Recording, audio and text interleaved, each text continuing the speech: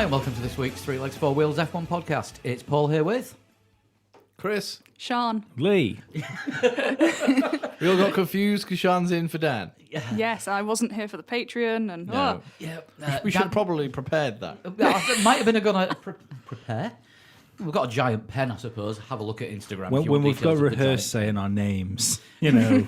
I just shouted mine. Sorry if I deafened everyone. Stuffed bleak.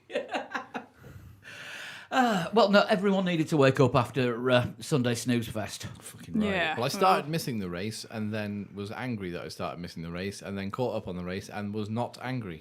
then you were angry that you'd caught up. Yeah, I was disappointed. Did you think, when you sent that message on Sunday, just got back in now? My reply was, you've not missed much. Did you think I was taking the piss? And I just thought, okay, it's a fairly boring race. I didn't quite realise it was going to be that boring. I mean, there Yeah. was a start, there was a first lap, and then there was nothing really until Ricciardo went a bit crazy at the end. Sure, where else missed a race? France. Can I just say now, the circuit Paul Ricard, no thanks. Yeah. Not good. No. It's watered down, which is what you meant to do with the drink that bears his name, I according just- to all the features on Sky this weekend. There's like 106 configurations of that track, isn't there? Yeah. Yeah. Yeah. And this is apparently the one they're going with. That's the best one apparently. And it doesn't even have sprinklers on all of them, according to Ted Kravitz. And also, just the blue lines and the runoff areas around the outside of the circuit. I get why they were there for tyre testing and things like that.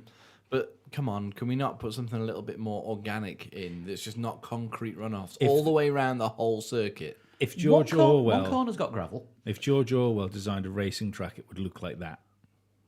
Just devoid of human It's life. like Tron, blue lines running around the circuit. It does get a bit sort of hypnotic, doesn't it? And just distracting. Like when you're watching cars go around fast corners on like the wide angle, it's just like your eyes go all googly, so cross-eyed because these blue lines are just shifting side to side. Yeah, but that's more interesting than watching the lack of racing that's going on. To be honest with you, yeah, I think it's probably quite easy and quite quick to be hard on the French Grand Prix, but I think it was one of the worst races. I think it's the worst race we've ever seen. For lack of action, we were talking about it before, weren't we? The first Russian Grand Prix, it was pretty dire. Yeah. Anything at Valencia. Some of Yeah. the India, Korea ones, not good. Yeah, but there was always something else going on at some point on the track. There was no midfield battle. No, everything seemed just spread. Mm-hmm. And then when someone did try and overtake someone, they got penalty for it. I think we were saying just before we started recording, it's hard to remember the worst race ever because it's that bad. You just don't remember it if there's nothing memorable about it. Yeah, so this time next year, we'll be like, we won't Look, think of this race. Yeah, we Well, will this time not. next year we'll be like, oh, French Grand Prix, what happened last year? Can anyone remember? And then it'll click and be like, oh, it was really boring, wasn't it? Nothing happened. I fear for anyone that watched that race that wasn't in any way, shape, or form invested in Lewis Hamilton or McLaren. There was the only two good things that I could take from that race. It was a decent performance by both, Hamilton and the two McLarens. Mainly, as we'll go through the teams as we always do, it's kind of pointless. But mainly, it was like a non-binary race. It was 2x2x2 for a lot of for a lot of the teams. I wonder if the French Grand Prix just sort of shuffled the teams into their natural order a little bit. So what you're trying to say is the track, which is made to be a test track, separated the teams by their performance. Yeah, yeah, absolutely. Shocking. Without racing, without doing any racing. So the first team that we've got on the list, Paul, is at Haas. It is Haas. Sorry, I was just trying to look for a message that somebody sent earlier saying I really picked the worst race to introduce my non-Formula One watching friend to Formula One, and I couldn't find who that was from. damn Oh it. dear. Yeah, so I go on Mate. F1 TV and tell them to watch the Canadian Grand Prix from 2011, but not Or the 4-hour rain either delay. of the two previous years Azerbaijan's. Yes. It's always the way. It's always the way, isn't it? Like if you're trying to introduce someone into pro wrestling that doesn't watch wrestling, and it's like Dude Love had come out. Oh yeah, and You know, smash it's- someone over the head with like Yeah. with the granny's urn or something. Yeah, it's never Bret Hart versus Shawn Michaels, is it? You know. It was Adam Smith that has the unfortunate friend who now could be scarred for life and put off from. Sorry, Formula Adam, but Yeah. it's not really. I feel vicariously sorry for your friend. There you go. One. And also, just before we get going with the teams, just want to thank Sooty Corbett for providing tonight's podding biscuits. Yes, thank you. Excellent biscuits. Sent us a donation through, which you can do the same if you go to our Patreon page, Yep. which is patreon.com/3legs4wheels. You can donate and pledge there. You get an extra podcast every week, and it's from as little as $1 a month. Roughly half an hour podcast where we talk about lives outside of this podcast of Formula One. Very musical again. I mean, this week. our lives. Our lives, yeah, not lives. Just general lives. Pick a person from Wikipedia We're and not talk about them. doxing people. No, you've Thomas Cromwell was advisor to King Henry VIII. Lee's got other podcasts where he does talk about doxing people. Anyway, No, I Haas. don't. Well, why would I dox people? I don't know what goes on in your head. Haas. Weird. I put Haas down first purely because they were the only team to have a driver that did not finish the race. Yeah, that would have been Grosjean, and he I probably complained about it. I surmise that he needed to finish the race in the pits because he needed his nappy changed. I think the official line was to save parts, which suggests there was actually nothing wrong with the car. They just got bored. Well, which he was, is he fair was enough. running in about 18th at the time, wasn't he? So Yeah, not great. The Haas's actually fell backwards or kind of into the clutches of the Williamses, didn't they? I mean, the team themselves said that was the most difficult race they've had in their time in F1. Well, like Lee said, if it's a test track and it's designed to, stretch out the performances of the cars, and we've got Mercedes like literally miles down the road in front, Yeah. and Haas at the back with the Williams, it doesn't bode very well for the American team.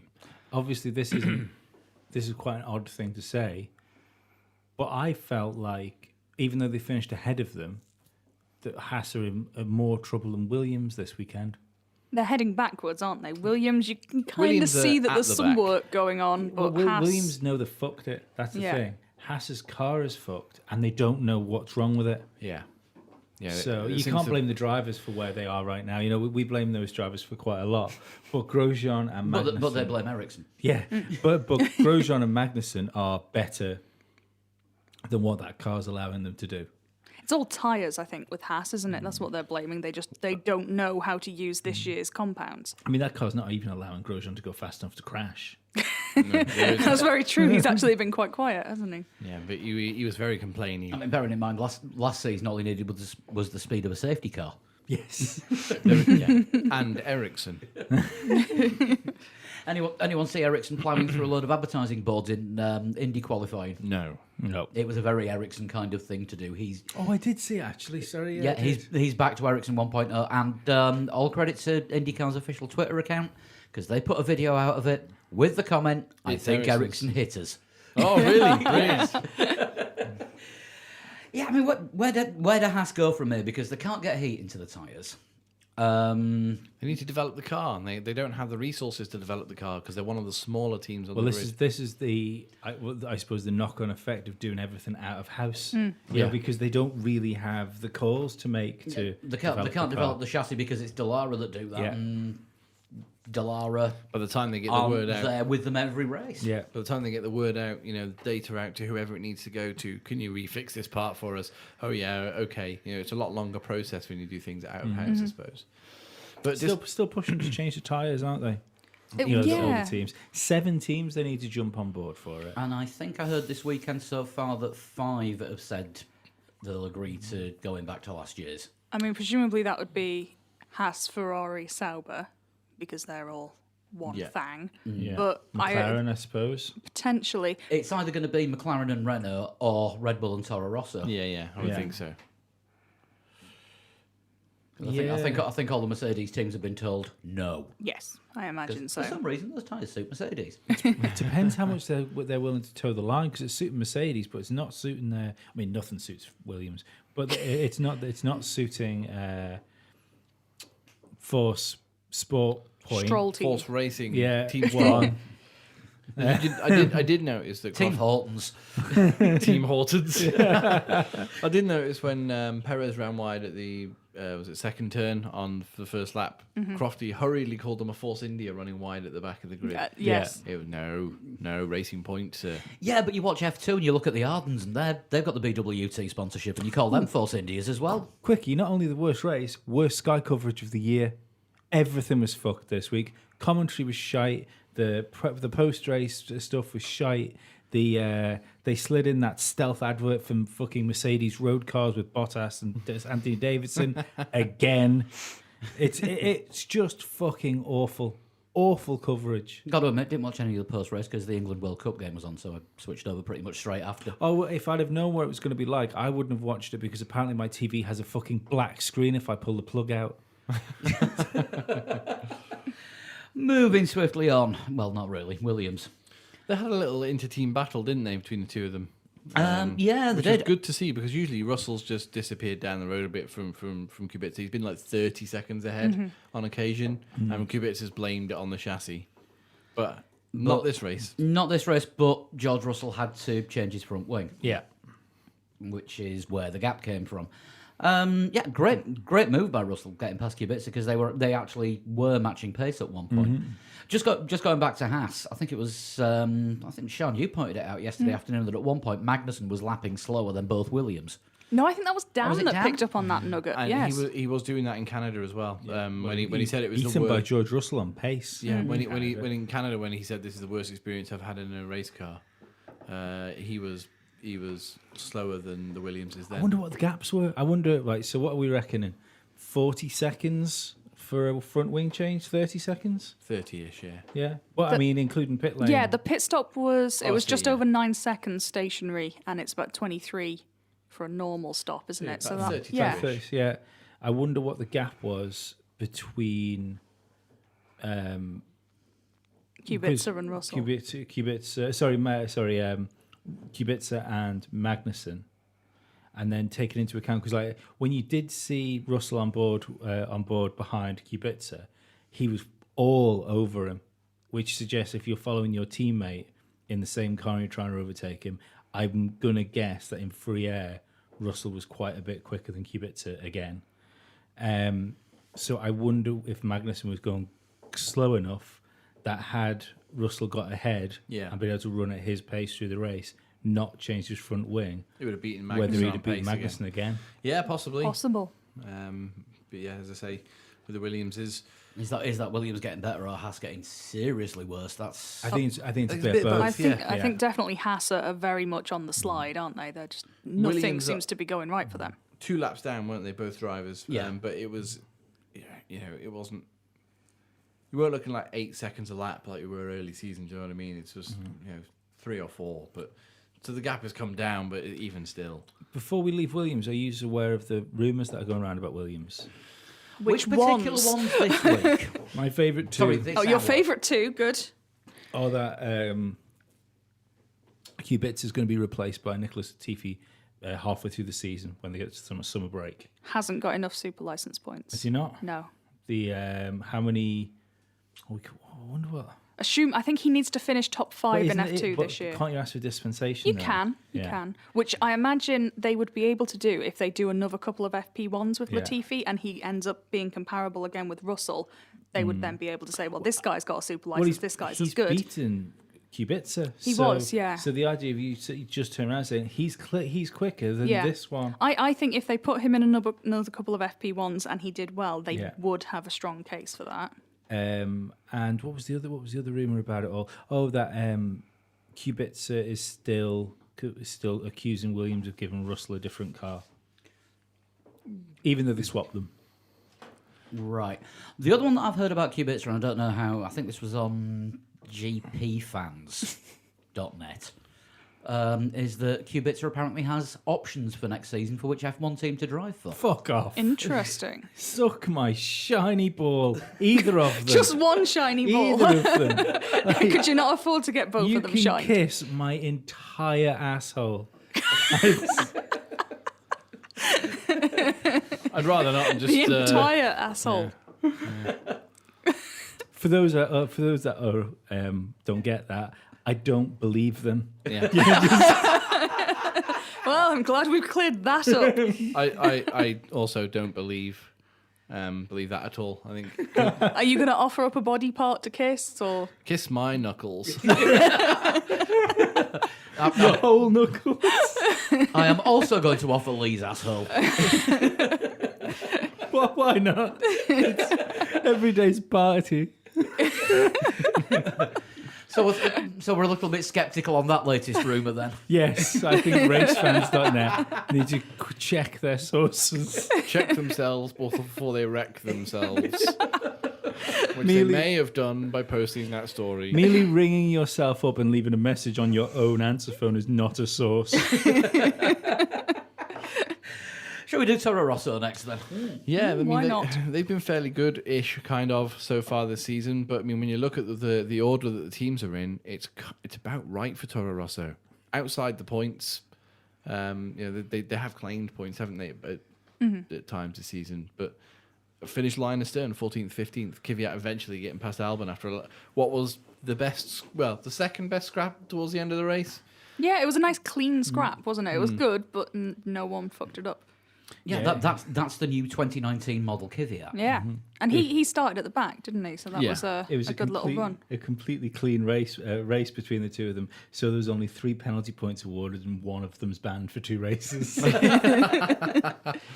Worth pointing out though, doesn't Kvyat have the newer He does, yeah. upgrade Albon's still to on the Honda older engine, one. and yeah, like you say, because Kvyat started at the back, and Albon doesn't get it until is it Britain or I think he's already one ahead, so I think they want to hold off as long as is sensible, really, before taking Yeah, another because one. Toro Rosso were gaming the penalty system before the race for Kvyat because they broke the seal on some other parts, so that when the parts get replaced, then they don't get counted as new ones Butterfingers.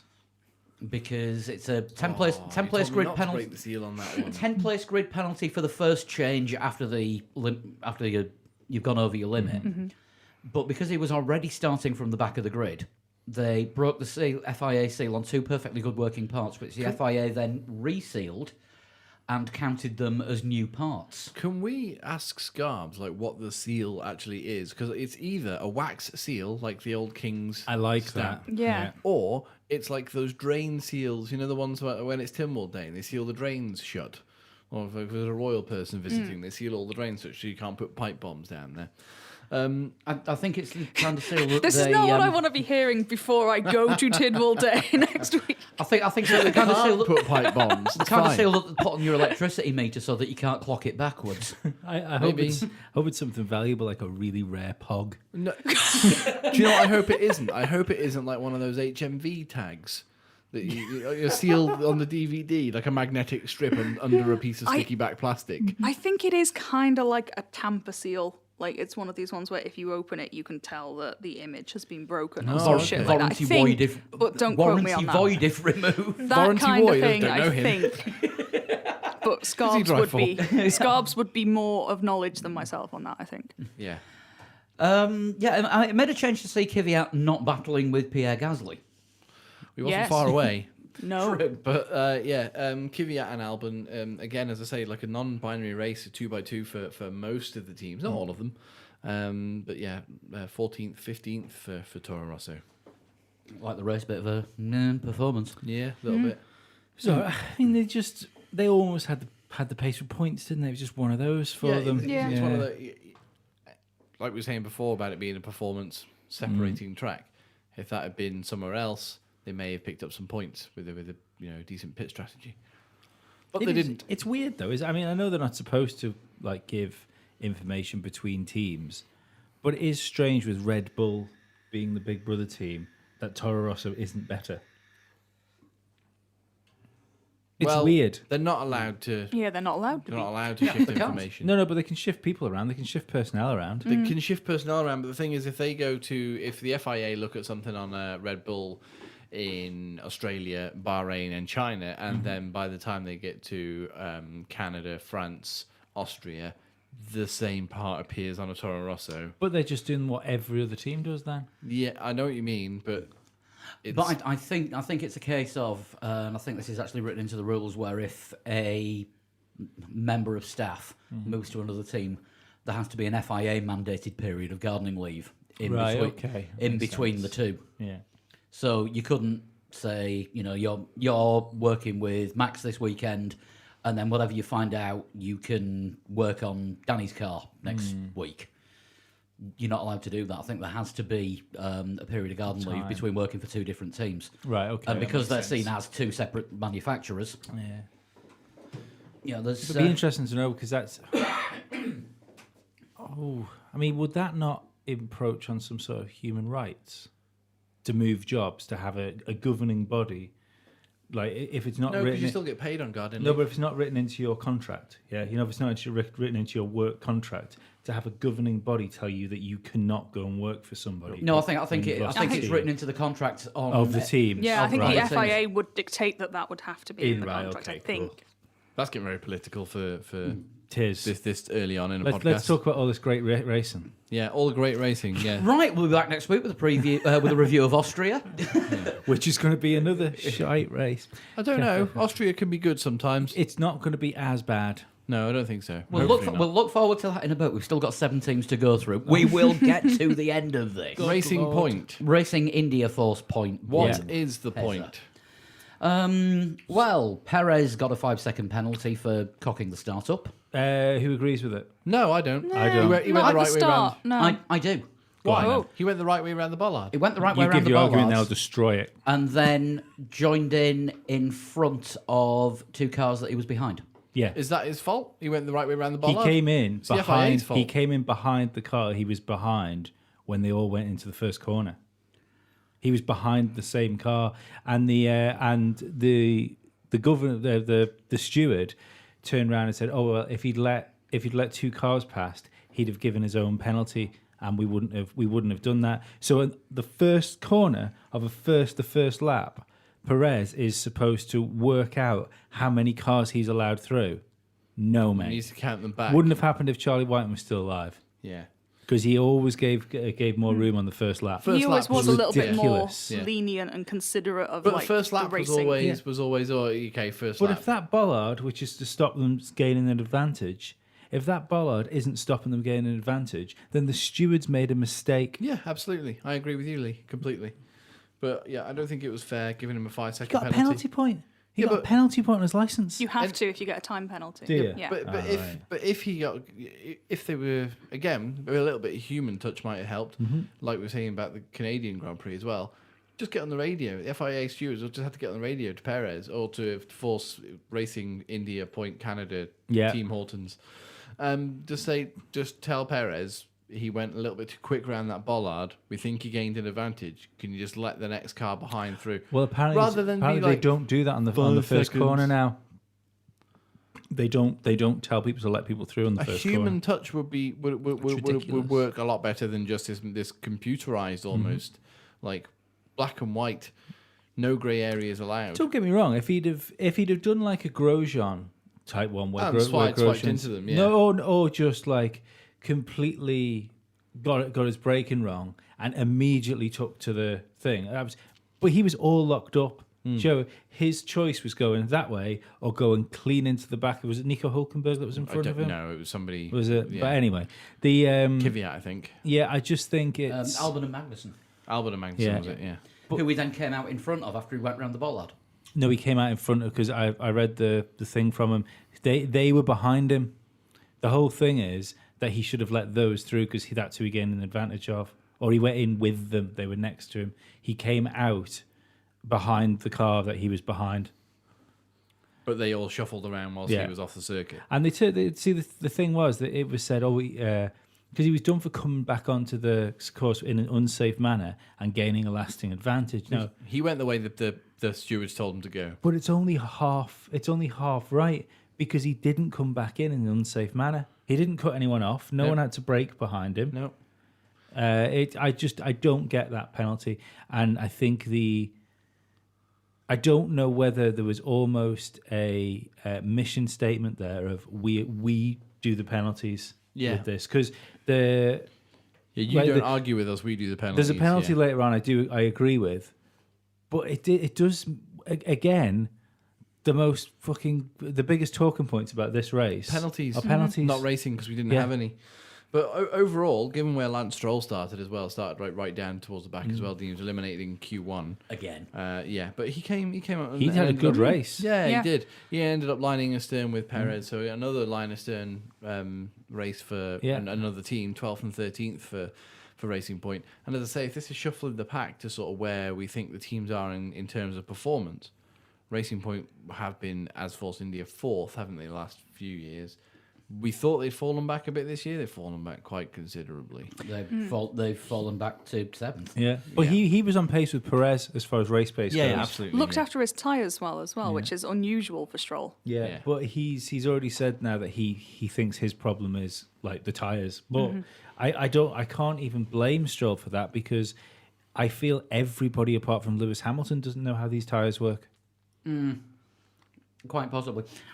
I think Stroll's biggest problem is still is qualifying. Yeah. Well, that's true. I mean, he always can't get heat eliminated, into the tires for qualifying. Right, Renault next. Another team with a penalty. Well, yes, technically they finished kind of line astern. Yeah. Almost. They crossed the line 7th and 8th. Yeah. 7th and 9th, wasn't it 7th and 9th? There was Raikkonen in between them, I think. But anyway. But Yeah. he may well have been. But yeah, the move that Danny Rick pulled, well, the two moves, that's what he took the 10 seconds worth of penalties for in the end. He was definitely passing cars with all four wheels outside the white line. Well, yeah. His argument was Raikkonen blocked him towards the end, but He also argued that the reason he didn't leave Norris room was because the curb had rumble strips and he was changing gear and it put him off or something like that. It was one of these real reaching for an excuse racing driver I think the top lines. and bottom of it is he's not. Danny Rick's a really good overtaker. he got that wrong. And no, but he's still not on top of the brakes. Yeah. And the Renault. Yeah, I think when he's throwing his Danny Rick moves on people. Yeah, but Raikkonen, we was go down a straight. Oh yeah, I'm just talking about the Norris one at the minute. Yeah. Okay, yeah.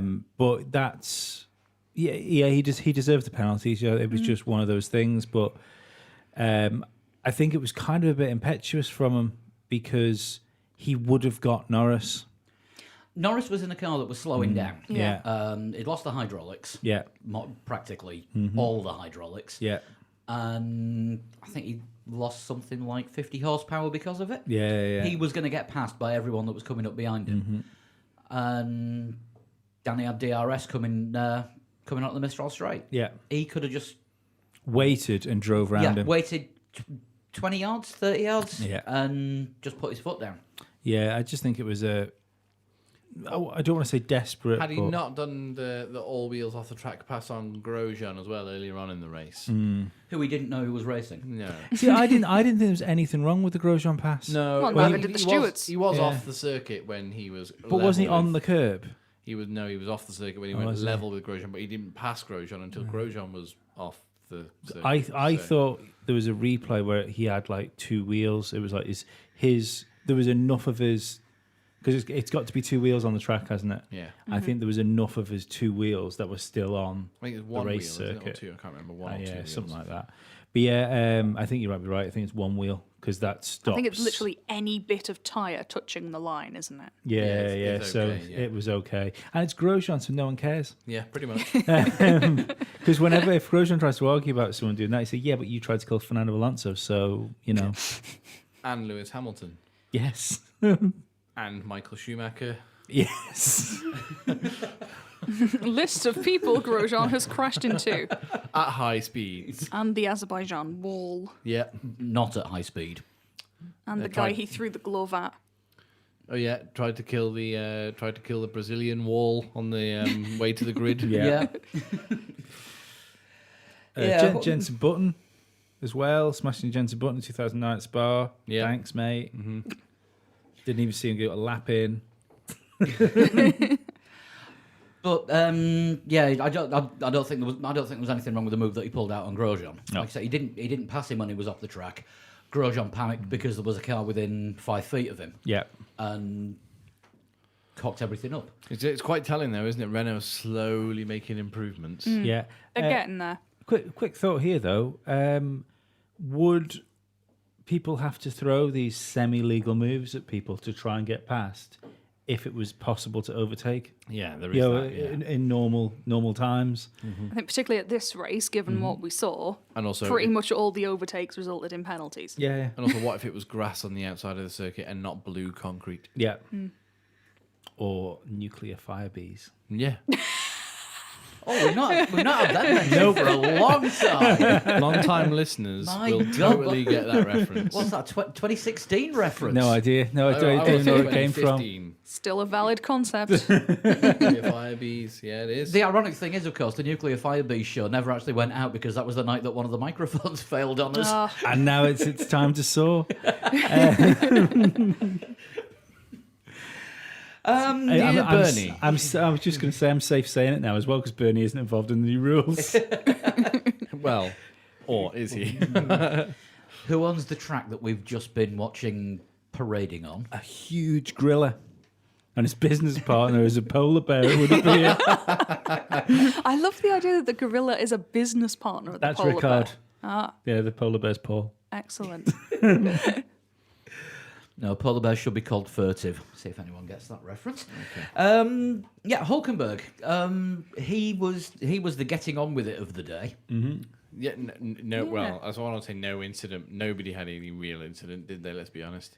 He had a nice little scrap with Raikkonen, and that was about it. Yeah, Hulkenberg. All right. Yeah, pretty good. But yeah, it finally looks like the Renault is starting to come together. I mean, they had they said they've got massive upgrades all across the car this weekend, and Danny Rick had the new spec engine. He's got that early. I think the other three cars are either getting it in Austria or Silverstone. So it's looking positive for Renault for the rest of the season. Right. A good development curve so far. Yeah. Yeah. But does anyone else think that Hulkenberg is coming across like a man that's had some news? Well, we'll get onto that later, but yeah, there's perhaps even silly season breaking this early in the season. So we'll come to that in a bit. But yeah, Well, when they're putting statements out like they did yesterday about A looking home race. looking beyond him. Yeah. yeah, got to Yeah. look beyond his. Yeah, Yeah, it we seems- will talk about that because I think there's where there's smoke, there's fire. Yeah, maybe. Look, it's steam, it's vapor, it's not smoke. I'm not on fire. Right, Alpha. They did have a binary result. One of the I'm going to say two binary teams this week. Yes. Yeah. One of the two binary teams. Yeah. Kimi, Really good drive from Kimi. yeah, Yeah. Quite solid. Good qualifying as well. Giovinazzi again, kind of. qualified Yeah. better than They were the qualified opposite, better weren't than they? Kimi. Yeah, Yeah, they but- went in opposite directions. But did anyone notice they Did had they split strategy?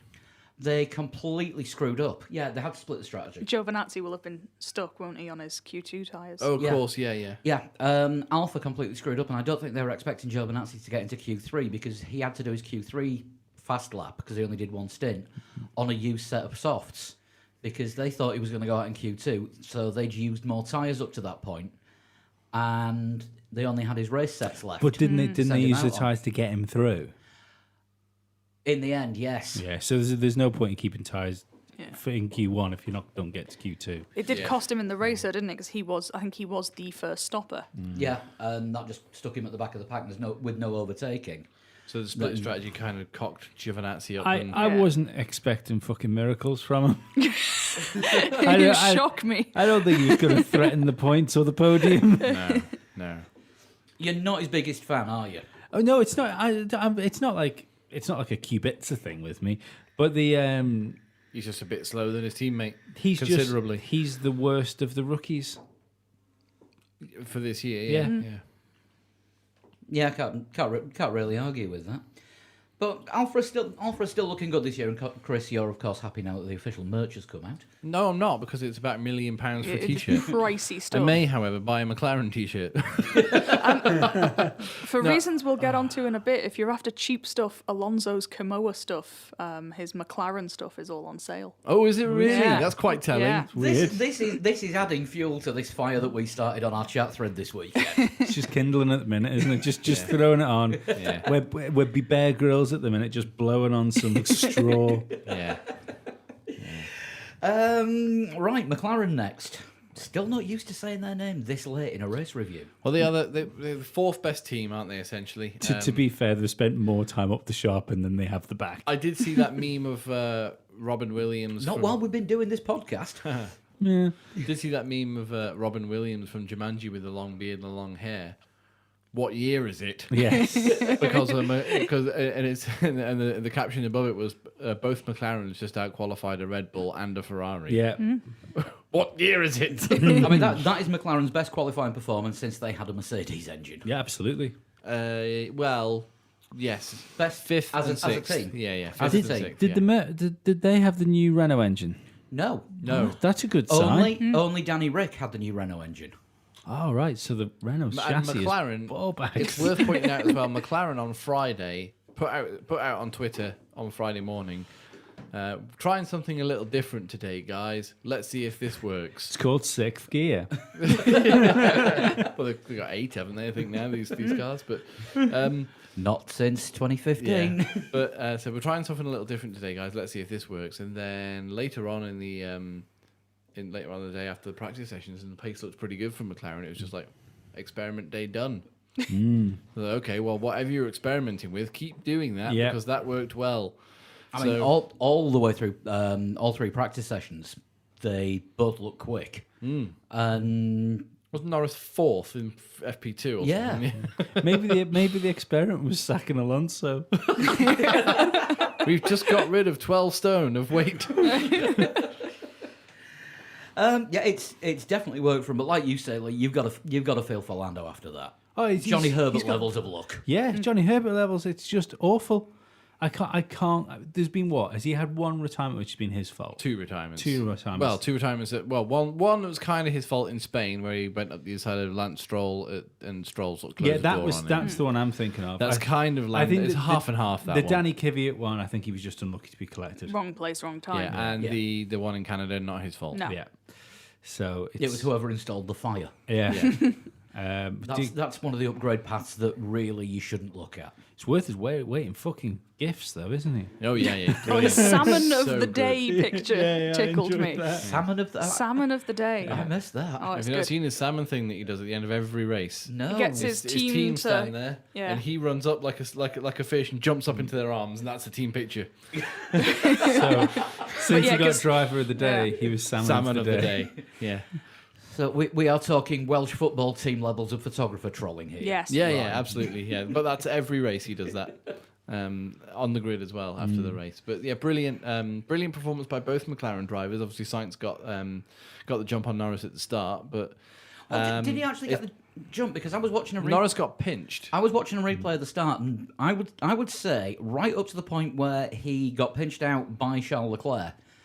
That was Lando's best start of the season. I Because think Yeah, it it was a was, really yeah. good start. Yeah. Yeah. He was just. I think what happened when you looked at it, he followed one of the Mercs, and I think that was the wrong choice. I think the idea he had was stick to the back of the Merc. Unfortunately, it was fucking Bottas, wasn't it? Stick to the back of the Merc and then follow that wherever it goes. Yeah, and maybe sneak up the inside of Verstappen. Yeah, or and it just Leclerc, left but him being didn't- hung out to dry. Yeah, it didn't work because then they both Verstappen and Sainz ended up sort of pinching him out into the Yeah, next well, I turn. think he was completely offline, wasn't he, going into turn 2? Yeah, Yeah. which is how he ended up behind Sainz. Yeah. Was quicker than Sainz for portions of the race, but He was quicker than Sainz for the entire race, if yeah. we're honest. Until the hydraulics. until the hydraulics I failed. mean, he but- was asking at one point if the team could tell Sainz to put his foot down because he felt he was holding him up. And also, I think radio message, not just driver of the day, but radio message of the day as well goes to Lando Norris as well.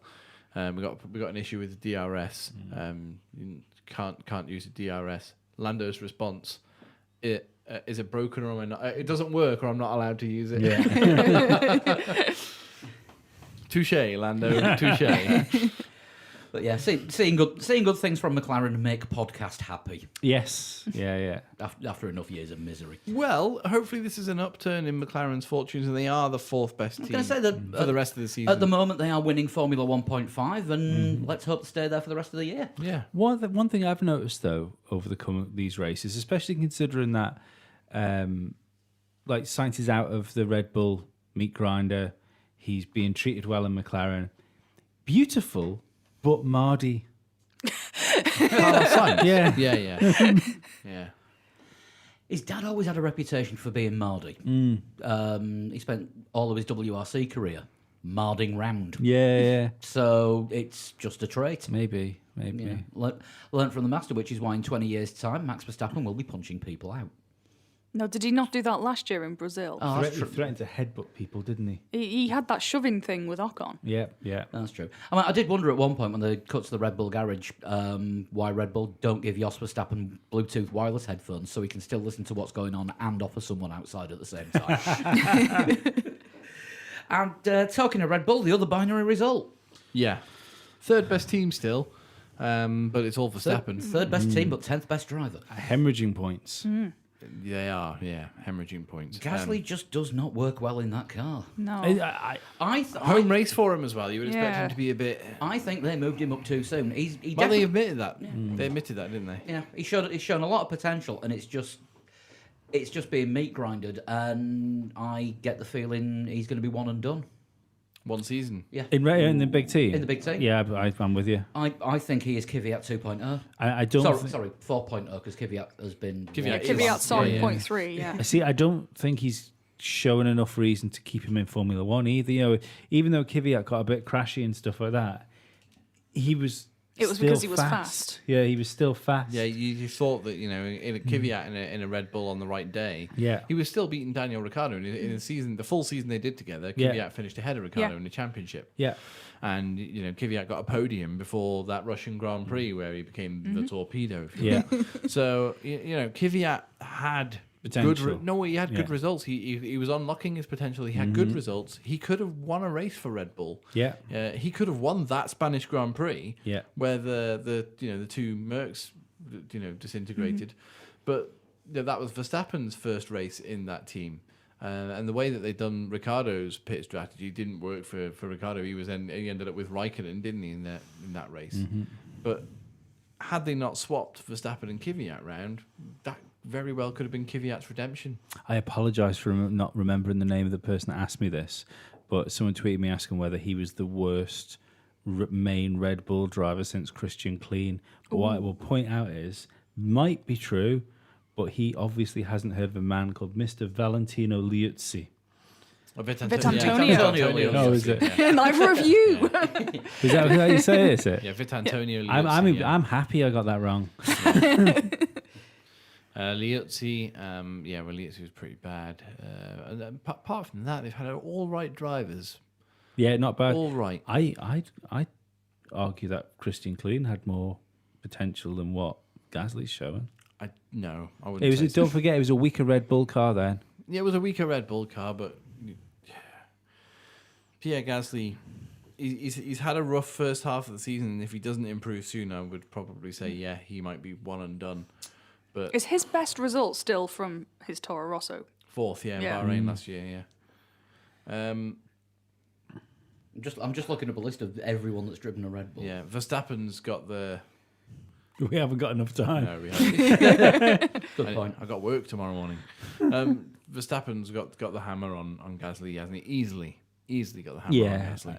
and the thing is, like Verstappen's having the best year of his career, but he's not unbeatable. We've seen he's not unbeatable. I am throwing this out for the worst Red Bull driver, and it was somebody after Christian Klein. Go on. Robert Dornbos. Oh yeah, Oh, there I'd is that. forgotten about him. Doorknobs. Bobby Yeah. Dornobs. Yeah, History has forgotten him. he was doing he was doing some work for Red Bull recently as well, in demo work. I think it was before they announced Zandvoort, they did the display they did a in filming Amsterdam. day. Yeah, they did a display in Amsterdam, and I think Robert Doorknobs was doing the display. All right. Robert Dornobs, who replaced Well, like Christian the Klein mid-season. like the window display. Yeah, Right, Ferrari. Red lads. Yeah. Leclerc, all right, Good race. not bad. Yeah. You know, Good race. thumbs up. Little tricky at the start. Didn't get off the line as cleanly as everyone else. But qualifying again needs to be consistent. But Yeah. doing okay. He's all right. Doing all He's right. there. Yeah. Vettel on the other hand. I'm still not sure whether he's what Ferrari want him to be. Well, the problem is, I think Ferrari want him to be the stooge to Vettel, and if Vettel's not being good enough to have a stooge, then he's not going to be it, is he? No, I think Ferrari brought him in wanting him to be their Max Verstappen eventually. He's not at the moment. He's looking like a good Formula One driver, but he's not looking like a Hamilton, no. Verstappen Not level at the Formula moment. One driver. But these sort of things, you can generally see them, can't you? Yeah. Although, I mean, Vettel had mechanical problems during qualifying. Mm-hmm. Lost his first Q3 run because he missed an upshift. Managed to scrape on 7th on the grid. And behind then, the McLarens. He got then- past the McLarens very quickly in the race, though. He got past the McLarens quickly in the race, but when with new bits in the car. That was the issue. and he didn't catch Verstappen. No. He was nowhere near him. No. No. Yeah, Leclerc was able to put quite a gap on Verstappen. Yeah. So it wasn't like there was anything wrong with the car. No, I don't get it. I'm almost sympathising with Vettel now, and I wonder whether because it's just not worked for him in Ferrari, has it? No, he is. What was he? 76 points Mm. back on Lewis Hamilton. Ted Kravitz, I'm sure he had. I can't remember whether it was the Notebook or not. Also, more Sky bullshit. No Notebook next week comes back in Silverstone. What's that about? Ted's contract. Well, yeah, it's not right. It's not what we want. Ted owns the Notebook. If there's no Ted, no Yeah. Notebook. So At least replace it with Karum's clipboard. Karun's clipboard with a K. Yeah. Yeah.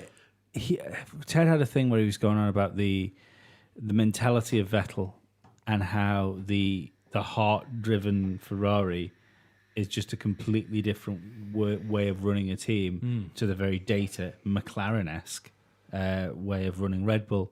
Yeah. And Data-driven approach is what yeah. they used to call it, wasn't it? Yeah, I hadn't thought about just the way the teams were run, and If it was a job advert, it would say "have to be passionate about data." yeah, and I'm sure I'm fucking going against things I've said in the past here, but don't mind. I've got the right to change my mind. Yeah, I can tell you're opening your mouth. It's how evolution works, but it does make me think more on the lines. You don't win 4 world championships by accident. No, of Even course if you not. got the no. best car. No, they know how to win world championships. No, I meant Vettel. Yeah. Now, the only issue he's got is he can't go home anymore. What do you mean? He can't what because I think he will leave Ferrari at the end of the year, and he can't go home anymore. I don't know what's. I think it's going to be a shame because I think it's another driver. You know, like Schumacher retired too early. I think Vettel will do the same. Yeah, I don't know. I'm not sure. I'm unsure, to be honest with you. I But mean, Vettel was on a downer all weekend after 2:15 on Friday afternoon when the FIA dismissed the review. but I blame Ferrari for that. I blame Ferrari instead of building Vettel up and going, look, we can do this next weekend. Let's push forward. Let's do this. They kept that going. I mean, as it turned out, Ferrari's compelling new evidence was Karim Chamdok on the SkyPad. was it? Seriously? Yeah. Okay. Right, got you. No, Brilliant. yeah, it was it was what was it? Yes, Fucking hell. was that the onboard thing though? The onboard. the onboard and the 360s. Crazy. But We were joking that might be their new. no. But I mean, I thought it was a good piece of evidence, but I didn't think it was going to get anything overturned. No. This is what Ferrari was saying was compelling, and it's proof enough that we need a review of this, and everything was wrong. And even Karim Chamdok said on Twitter, "I don't think that's going to work." Crazy. But it seems like they were setting him up for a fall before he even got in the car. Yeah. Giving him false hope. Yeah. Yeah. And we didn't see angry Vettel. We No, didn't- that's what I thought we were going to get. Aggressive I think I Vettel. had him down for the win, didn't I? Yeah, I think you I did. I mean, when he was asked about it during one of the media sessions, which I think was on Friday, what are you going to do now? And he just came out with retire. Yeah, that was talking to Ted, but it was a joke because even because you're doing what Ted warned him about. because when he said I'll retire, he said no, you don't say things like that because you don't want people taking this out of context. And I don't think he meant that like that. But I mean, it is worrying to hear him say things like last week, Formula One isn't the sport that I fell in love with. Oh, I do think he might be setting the groundwork up for it. Even like the jokey comments like that. It's like the retiree one. I don't think he meant that as if to say I might just retire, but I do think he might be laying a bridge work down for a way out. Yeah, I mean, his head doesn't seem to be in it. No. And normally when he gets the technical problems like he got in Q3, Yeah. it would normally you'd hear him say, I missed an upshift. I think X is wrong. Mm-hmm. And his radio message was, I missed an upshift for some reason. It's the little things like that are concerning because normally he is very clued in to what the car's doing and what it's not doing. Mm. And something as major as the gear's not firing properly. Yeah. For some reason, is just a very unvetted thing to unless say. it was a software problem, like it was a technical problem. Well, no. In the end, they had to change the oil pump and some of the electronics as well, and they basically stripped the car down in Parc Fermé and rebuilt it with allowed parts. Yeah, but that goes to show that's why he wouldn't have known what it was if it was some sort of fault. He's not going to miss a gear and go, oh, I know what that was. If he himself didn't miss the gear, then how is he supposed to know what it would be? Well, that's the thing. He usually comes up with. Yeah, but not from in the car. Oh yeah, he does. No, but if you listen to his radio, I don't think there's anything to read into that. That's what I'm saying. I don't know. Maybe I am reading too much into it, but his head isn't as 100% focused as it usually is. I mean, I got that from the missed up shift that he hit the paddle and the car didn't shift. Yeah, that's what I got. So that's why I think I don't know why because it's a technical problem. Yeah. It's just I don't know. Want to keep an eye on. He's definitely not the same Sebastian Vettel that we've seen in the past. I'm going to call it now. He did get married last week. Yeah, unless things go drastically better for Vettel in Austria and Britain, he's out of the championship by the time we leave Silverstone. I think he's out of the championship he is now. now, yeah. Well, if the lead keeps extending, Yeah. I'm just calling it now. Vettel out of the championship fight by Silverstone. If that, well, I think I don't know. Again, people will shout at me on Twitter if I'm wrong. I think it's 76 points. Yeah. Which is 3 race wins and then a point. This can be looked up. This can be looked up. Yeah, I mean, I think as soon as you get past a race win, I think you're almost out. Or 2 race wins, we'll say, because you can have a mechanical fault at any time or someone can crash into you. I mean, we saw that in Austria last year, didn't we? Yeah. 2 Mercs. But 2 DNFs now from like your top guys in a season, it's quite unusual. Yeah, it is. Especially so you're looking at 3, 4 for him to get himself back in. It's not happening. I mean, It is 76 points, by the way. The gap 76 points. between Hamilton 3 races and Vettel. and a point. Yeah, 3 races And the fastest lap. Yeah. which he did get on Sunday. absolute bell end. Vettel. I Oh yeah, because he cancelled out I your. fiver on Lewis Hamilton to win And he did it immediately before. And by such a small margin as well. And what makes it worse is Lewis said he could have got an extra second out of that last lap. I know. But he got across the line by Lance Stroll's talent. That was how fine it was. I mean, but it's like you said, Vettel sets the fastest lap on a brand new set of softs. After which was 0.024 faster than Lewis Hamilton's fastest lap that he just set on a set of hards that he'd been on for 2/3 of the race. Yep. Yeah. That's the difference between what Ferrari have got and what Mercedes have got. Well, at least on that lap, anyway. The only thing I would say is those soft tyres were falling apart. So this could show another thing of just how badly Ferrari is treating its tyres. Yeah, there could be that. If it's shredding a tyre in 2 laps. All of a sudden, by the time he got there, he just, they weren't fresh tyres anymore. Yeah. I did think it was odd that they left him so late to bring him in, but given That'd that the be why. tyres were knackered towards the Yeah, end, yeah. that kind of makes sense. I mean, everyone was complaining about the soft tyres this weekend because the track temperatures were somewhere up sort of around about 55 to 57. And I think it was Daniel Ricciardo that described the tyres as going gooey. Yeah. Because the surface was just too hot for softs. An interesting thing in the paddock pass with, is it Buxton? This was the paddock pass. He had a black mark on his jeans, and he pointed out. He said, "Oh, it looks like I'm wearing dirty jeans. They're not dirty. I knelt down the track before, and this is actually rubber. The rubber's that soft on the surface that I knelt down in it, and it's Stuck to rubbed his into the jeans. jeans." Jesus. Well, as I was saying, if we move on to Mercedes. Move on to Mercedes. Lewis Hamilton winning with a broken seat. Yes. Yeah. Not just that. I've got a few statistics to throw you away about Lewis good. Hamilton. Yeah, I love me some statistics. Which I will throw, or we'll throw some more at you in a bit, which I Rules which I control think the fun. you're aware of. Ladies and gentlemen, tonight the part of Sean is being played by Chris. You know, if Ferrari have a fairly bad Austria, like one of their cars doesn't finish, Yep. and Hamilton outscores the other Ferrari by 11 points. Yep. Hamilton scored the same amount of points as Ferrari. Wow. He's only 11 points behind the entire Ferrari team. That's ridiculous. That is slightly mental. Man alive. Wow. Yeah, where do you go from there? That's crazy. flawed. That's That's crazy. stolen all the Yeah. words. That's PlayStation time. That's PlayStation yeah. time when you go for Renault, so you haven't got much of a teammate, and you win the drivers and constructors on your own. Yeah. And you've got double what Ferrari had alone. Yeah. just as driver points. That's crazy. Yeah. If he outscores, say, for example, we don't know this is going to happen. Say, for example, there's a technical problem and Leclerc retires and Vettel finishes 4th, 5th, and Hamilton wins.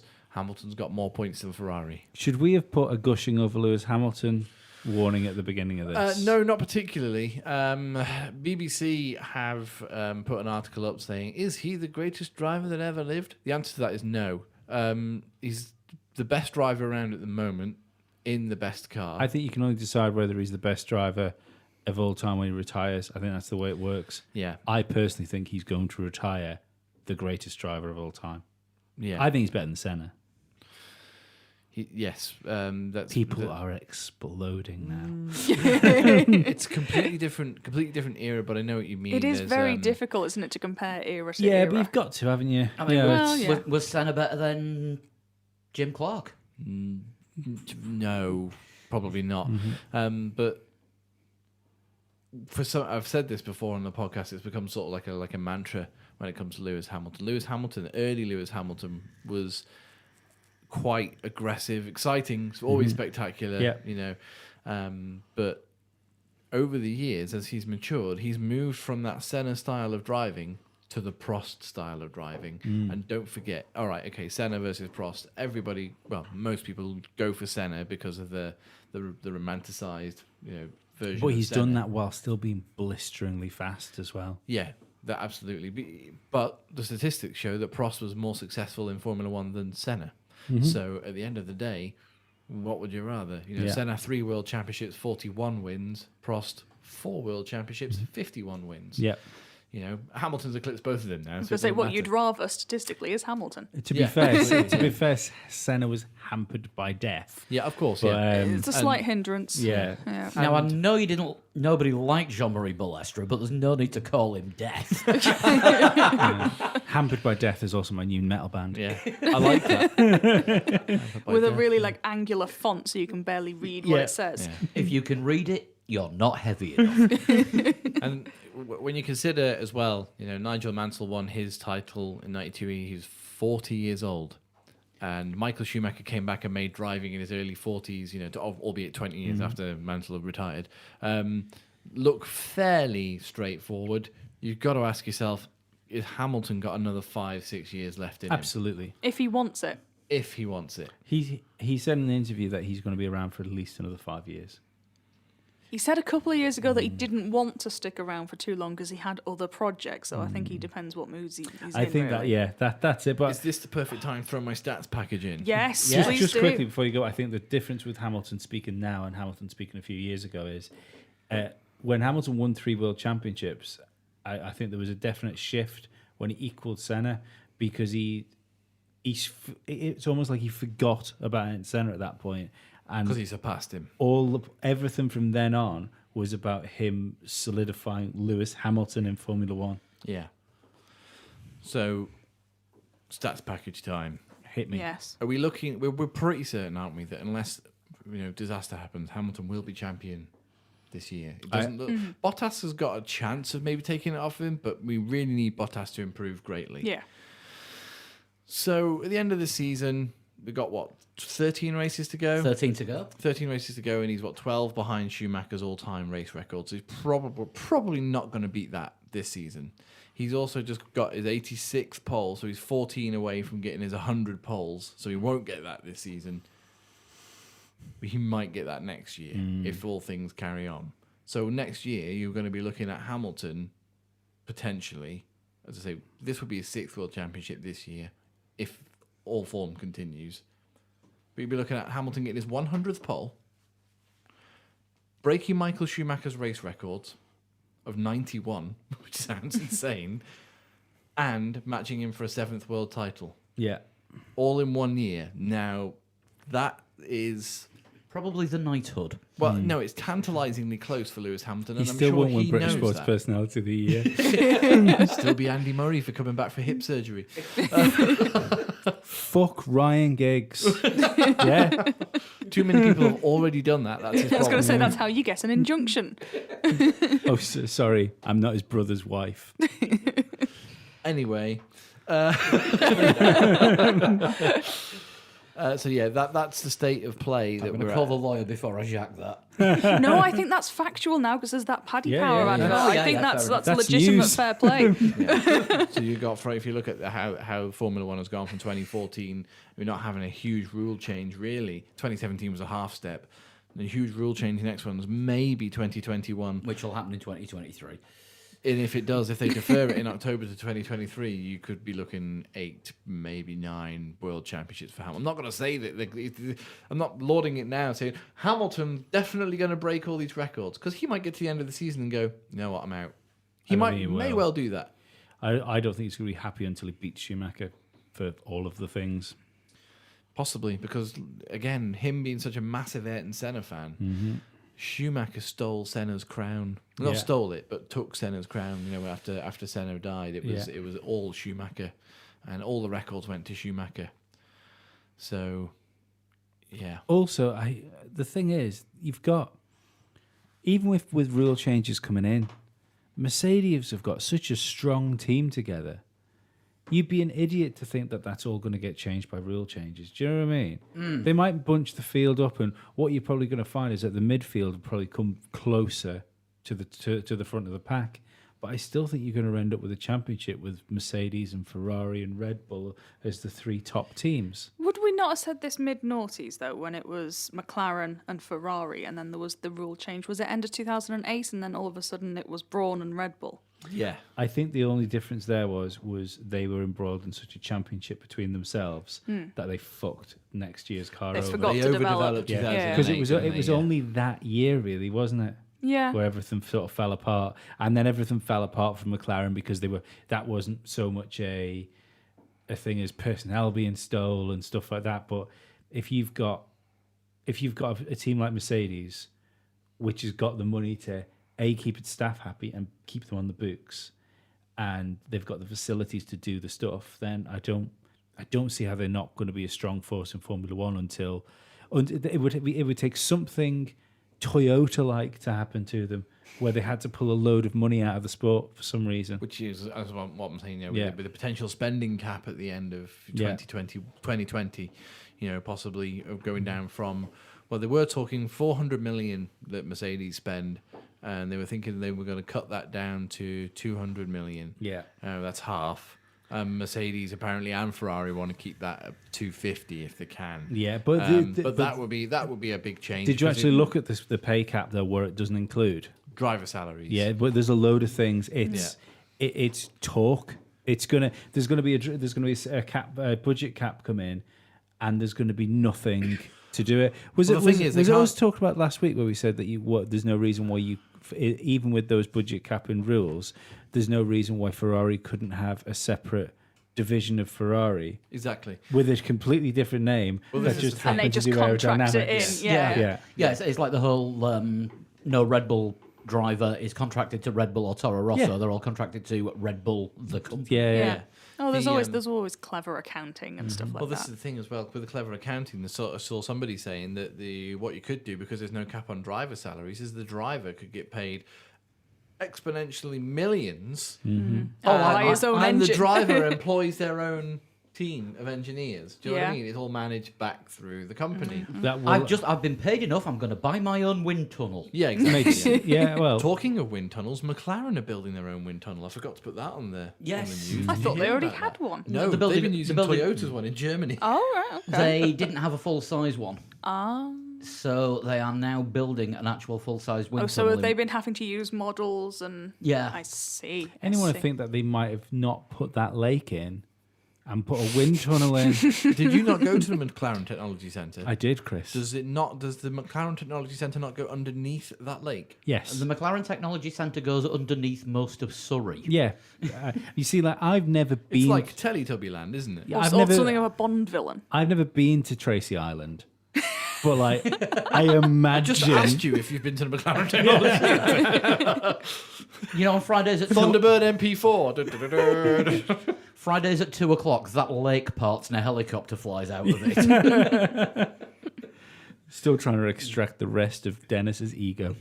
Going back to the race before we do sort of Back any to Mercedes. anything, and Mercedes, Hamilton sat off in the lead, never lost the lead for the entire race. Yeah.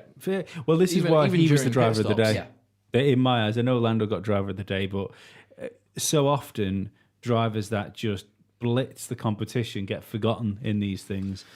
I mean, it was nice that Norris got given the driver of the day after the slight issues that he had, especially towards the end. But I mean, yeah, let's be honest. I'm calling it as well. Driver of the day should come with a point.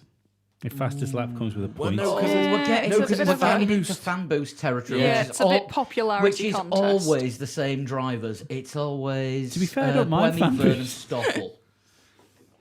What? Fan boost. Yeah. It's always Verne, Buemi, and Stoffel. But it does encourage social media interaction between drivers and people. You've just reminded me. Uh-oh. Are we talking about the worst driver to have ever taken part in the Red Bull program, or the worst driver just in the Red Bull team when we were talking before? Oh.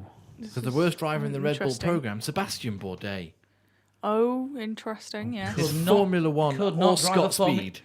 Yeah, Scott Speed takes it. I don't- Scott Yeah. Speed takes I it. don't trust anyone with a surname that sounds like a wine. Bourdais, yeah. Yeah. Also, one So of the that rare- means you don't trust Jarno Trulli? No. Absolutely not. The, one of the rare the breed of trolley drivers that have to wear train. glasses as well. But the wine is Philippe Hubert. incredible. Is it good as It that? really Philippe is. Hubert, You Antoine used to sell it in the Hubert. co-op. Oh, did they? Yeah, Oh, too. man. Antoine Hubert. Antoine Hubert is a glasses wearer. Oh, glad, yeah, we've got Sebastian Must be a Bourdais. French He thing. had- Maybe they don't like the contact. No, a French-speaking thing, because Jacques did it as well a couple of times. And Ralph Schumacher, actually. He wore What, glasses. wore glasses inside Wore helmet? glasses under his helmet, yeah. I know Riccardo Patrese did it in the GP Masters, but that's because Riccardo Patrese was old and a bit blind. It's as good a reason as any to wear a glasses. So, Hamilton good. Bottas. All right. Okay. You think? Just okay, yeah. perfect number 2 performance. But he doesn't want to be number 2. No, he doesn't. No. No. I don't Neither think did it's. Rubens Barrichello. I don't think it's Bottas falling backwards. I think it's Hamilton's kicked up a Yeah, gear Hamilton's early. dialed it in. No, hasn't I he? think Bottas is back to being Bottas He kept himself 1.0. kept himself ahead of Leclerc. If he'd fallen behind Leclerc, fair enough. Yeah, but I think that's because the car was just Ferrari's car have fell further behind Mercedes. I'd be asking big questions if a Ferrari got in the mix as well. Yeah. But yeah, I mean, like you say, it just depends how Bottas handles it now, because he's either going to have to make the decision of whether he wants to be a Mercedes driver or whether he can or whether he moves. No, he doesn't. He has to make the decision now as whether or not he ever wants to be world champion. Oh, that's what I mean, because he's not going to be a world champion while Lewis Hamilton's in Mercedes, unless there's Could have some. said that about Rosberg. No, because Rosberg is much better than Valtteri Bottas. Much better. But not quite as Finnish. No. But yeah, I like 18 seconds behind your teammate though. It's not good. One of the worst qualifying performances ever. Are you listening, Mahathir Ranganathan? Oh yeah, hang on. Let me just read out that thing for Ranganathan. He's been banned, hasn't he, from the next Formula 2 race? Yes. Yes. For many, many things. Well, hang on a second. I'm going to read them all out because I Good. screenshotted them. He was already on 3 penalty points for going past the checkered flag Yeah, twice. here we go. So, he, in just one race, the Indian driver racing with a Dutch license received 9 points in just one race by infringing the VSC procedure the 3 times that it was required. Ranganathan has already collected more penalty points in other rounds this year. At Bahrain, he passed the checkered flag twice and was penalised for the following race. In Baku, he failed to stop at the weighbridge when signalled to during practice, then overtook a rival before the safety car line during a restart in the sprint race. Don't forget, while we're on him in Baku, Oh, yes. the 28-point Austin Powers style turn on one of Oh, the yeah, yeah, escape it of was course, yeah. stunning. In Monaco, he was penalised twice in the feature race for leaving the track and gaining an advantage and for colliding with Jack Aitken. In the sprint race, he collected another penalty, driving through the pit lane exit at the start to the first corner, to cut the first corner. So we've He had, is- 4 rounds of F2? It's a good job he's not in Formula 5. One. He 5, is and he's banned from the utterly next one. useless. It's a good job he's not in Really Formula is. One, because with all those penalties, it's probably like death now in Formula One. You've got both hands on the steering wheel, 5 seconds. It's like FP1, FP2, and just in between the GP2s coming out to qualify, it's like It gets in the way, short hanging. Yeah. So the change of the new weekend is going to bring the sprint execution on a Saturday. So how did we do with Some of the predictions? countries they race in Formula 1 would actually do that. Yeah. I think I did badly. I think I did badly. Let's have a look. I was okay, actually. Tell you what, we'll do, I thought Ferrari would be good and I was wrong. we'll do the people that aren't in the room first. Right. Guest predictor, which last week was Kieran Thompson, who you can hear every Sunday night at 7 with his new music show on Vectis Radio. Yes. Has played you before, Chris? Has played me before. Has also played Lee's band before, I believe. Thank you. And was invited by myself to come and watch the Busted gig that's happening in Douglas tonight. Oh, yes. But he's already seen them this year in a venue much bigger than the one at the bottom of the road. He's quite surprised when I told him that Busted were playing a 1,500 capacity venue. I almost went because Cobus, you can't pronounce his name because it's surname because it's too South African. He was their recording drummer, and he's my favourite drummer. Oh, right, okay. But then I found out, like not literally drumming? a couple of days ago, he's not the touring drummer. Okay. So Ah. I didn't have to go and watch. My former colleague's band are supporting him with their bass player is my former colleague, who is one of the few people that's actually taller than you, Flood. Ben? Mike Summers. Oh, yeah. Yeah. I know Mike, yeah. 6'9", I think he is. Yeah, something like that. Jesus. Wow, basketballer. He's actually taller than our guitarist. So Well, whilst holding his guitar in the air. right, let's have a look. So Kieran's predictions was an angry Vettel win, Bottas second, Hamilton third. So that's 4 points that goes on the guests. Dan went for a Hamilton win, Bottas second, and Hulkenberg third. 6 points. Wasted it, I think. there. Wasted his prediction. Hulkenberg third place. Well, yeah. Why? It's Wild. never happened, No, it hasn't, no. and it probably never will. We'll see. Poor Hulkenberg. Right, Chris. Oh dear. Yes. Leclerc win. No. Hamilton second. No. Vettel third. No. 2 points. 2 points was that. Sean. Bottas win. Hamilton second. Leclerc third. 5 points. Yeah, Do. that's the right notes in the wrong order job. It is. Lee. Paul knows Yep. all about that. Is there a bat? No, there's a massive moth. landed Like on the it window. looks like a bat. Jesus. Oh god, it is about the size of a bat. I'm taking a photo of It that. does That look can like go. a small bat. In the meantime, Lee. Vettel win. Hamilton second. Bottas third. 2 points. And I went for a Hamilton win. Leclerc second. And Verstappen third. 4 points. So what does that do at the table? I am currently leading with 37, and it's all getting a little bit close and bunched up behind. Lee, Chris, and Dan all on 26 points. Ooh, okay. But we're getting crushed. Guest predictors on 23. and Sean on 21. I've So the started comeback now. is on. I've The comeback started. is on. Entering the Hamilton mode. Yeah, I was just going to say, Sean doesn't usually get good till mid-season, so it should work out. So after summer break. Yeah. Yeah. This is why I'm trying to get as much of a lead as possible before the summer break, so I've got more chance when I fall But we off. got more predictions to do, haven't we? There are more predictions to do, but what do we reckon for heroes and villains for this weekend? This weekend McLaren just heroes. This weekend just gone. Heroes definitely McLaren. gone. Heroes McLaren. Once again, villains being penalties, just because it's once again all that The was taken system, away. not the stewards or the kind of the stewards, I think because they've now set a precedent where they have to do it every time. yeah, and it's going away from what we decided, or we decided. We decided, Yeah. 3 legs, 4 wheels that are in charge of F1. Yeah. I tell you what, we couldn't be doing a worse job. But it was decided that the whole let them race attitude was going to be in, and it doesn't feel like a let them race attitude. No. I mean, it could be worse. Anyone see the Formula E Saturday afternoon? No.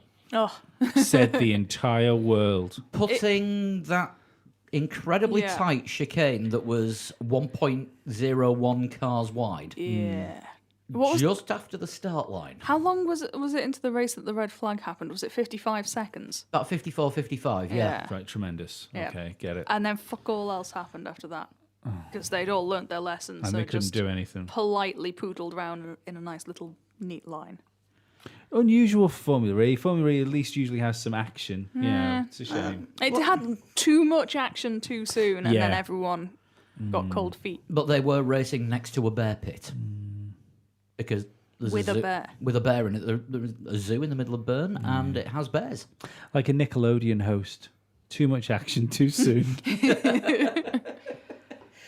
Right, newsy stuff. We've got a theory about Alonso between the lot of us. Well, many theories. Many multiple, theories. Multiple Yeah. theories. But they're all adding up to the same thing. Alonso's coming back to Formula One. I've started to think that Alonso is like a constant in time and space. I think he's completely done with McLaren now. Yes, I agree.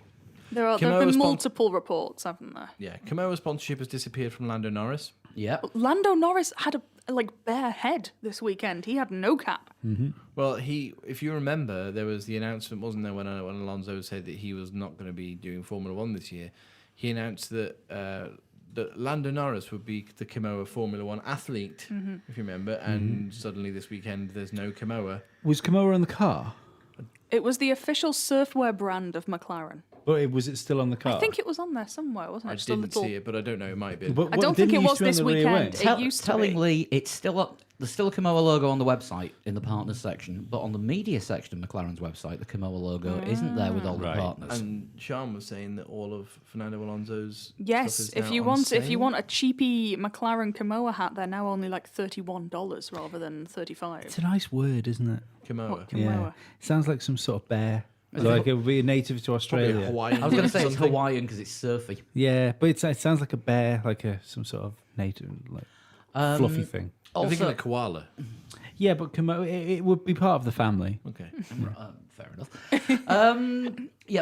McLaren have also said that Alonso is now not doing any more testing for them, And will not be considered the reserve driver for the rest of the season, which is now Sergei Sorokin, as a share deal with Renault.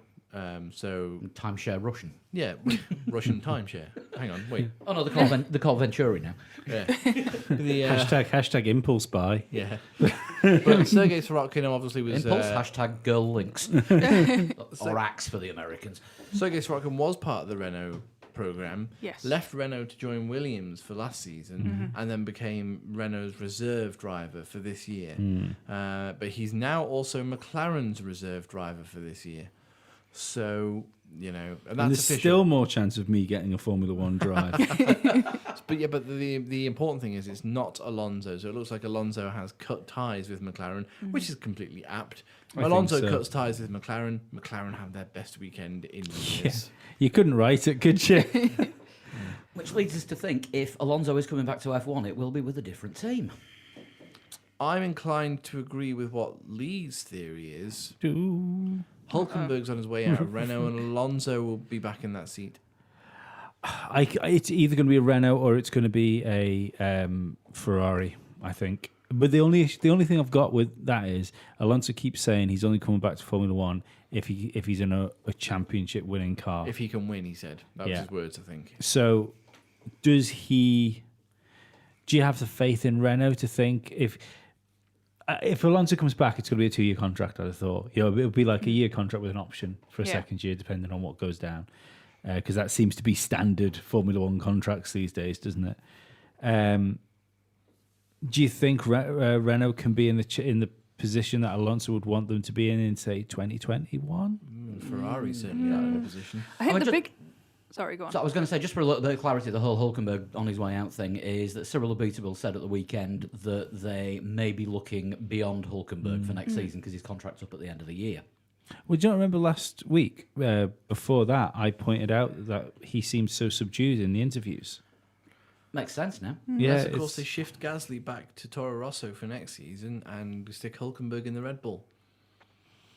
Well, That's been Hulkenberg's being linked, hasn't it? connected, Yeah, hasn't it? yeah. That to me would make sense because if you were Hulkenberg, even if it's just a year's contract, and you haven't done what you wanted to do, you've made an absolute skip load of money, through Make some teams money. and Probably stuff. get your podium finally. You know you're going to be number 2 to Verstappen anyway. Yeah, so. but and at very least, if you can compare favourably to Verstappen, it raises your own stock.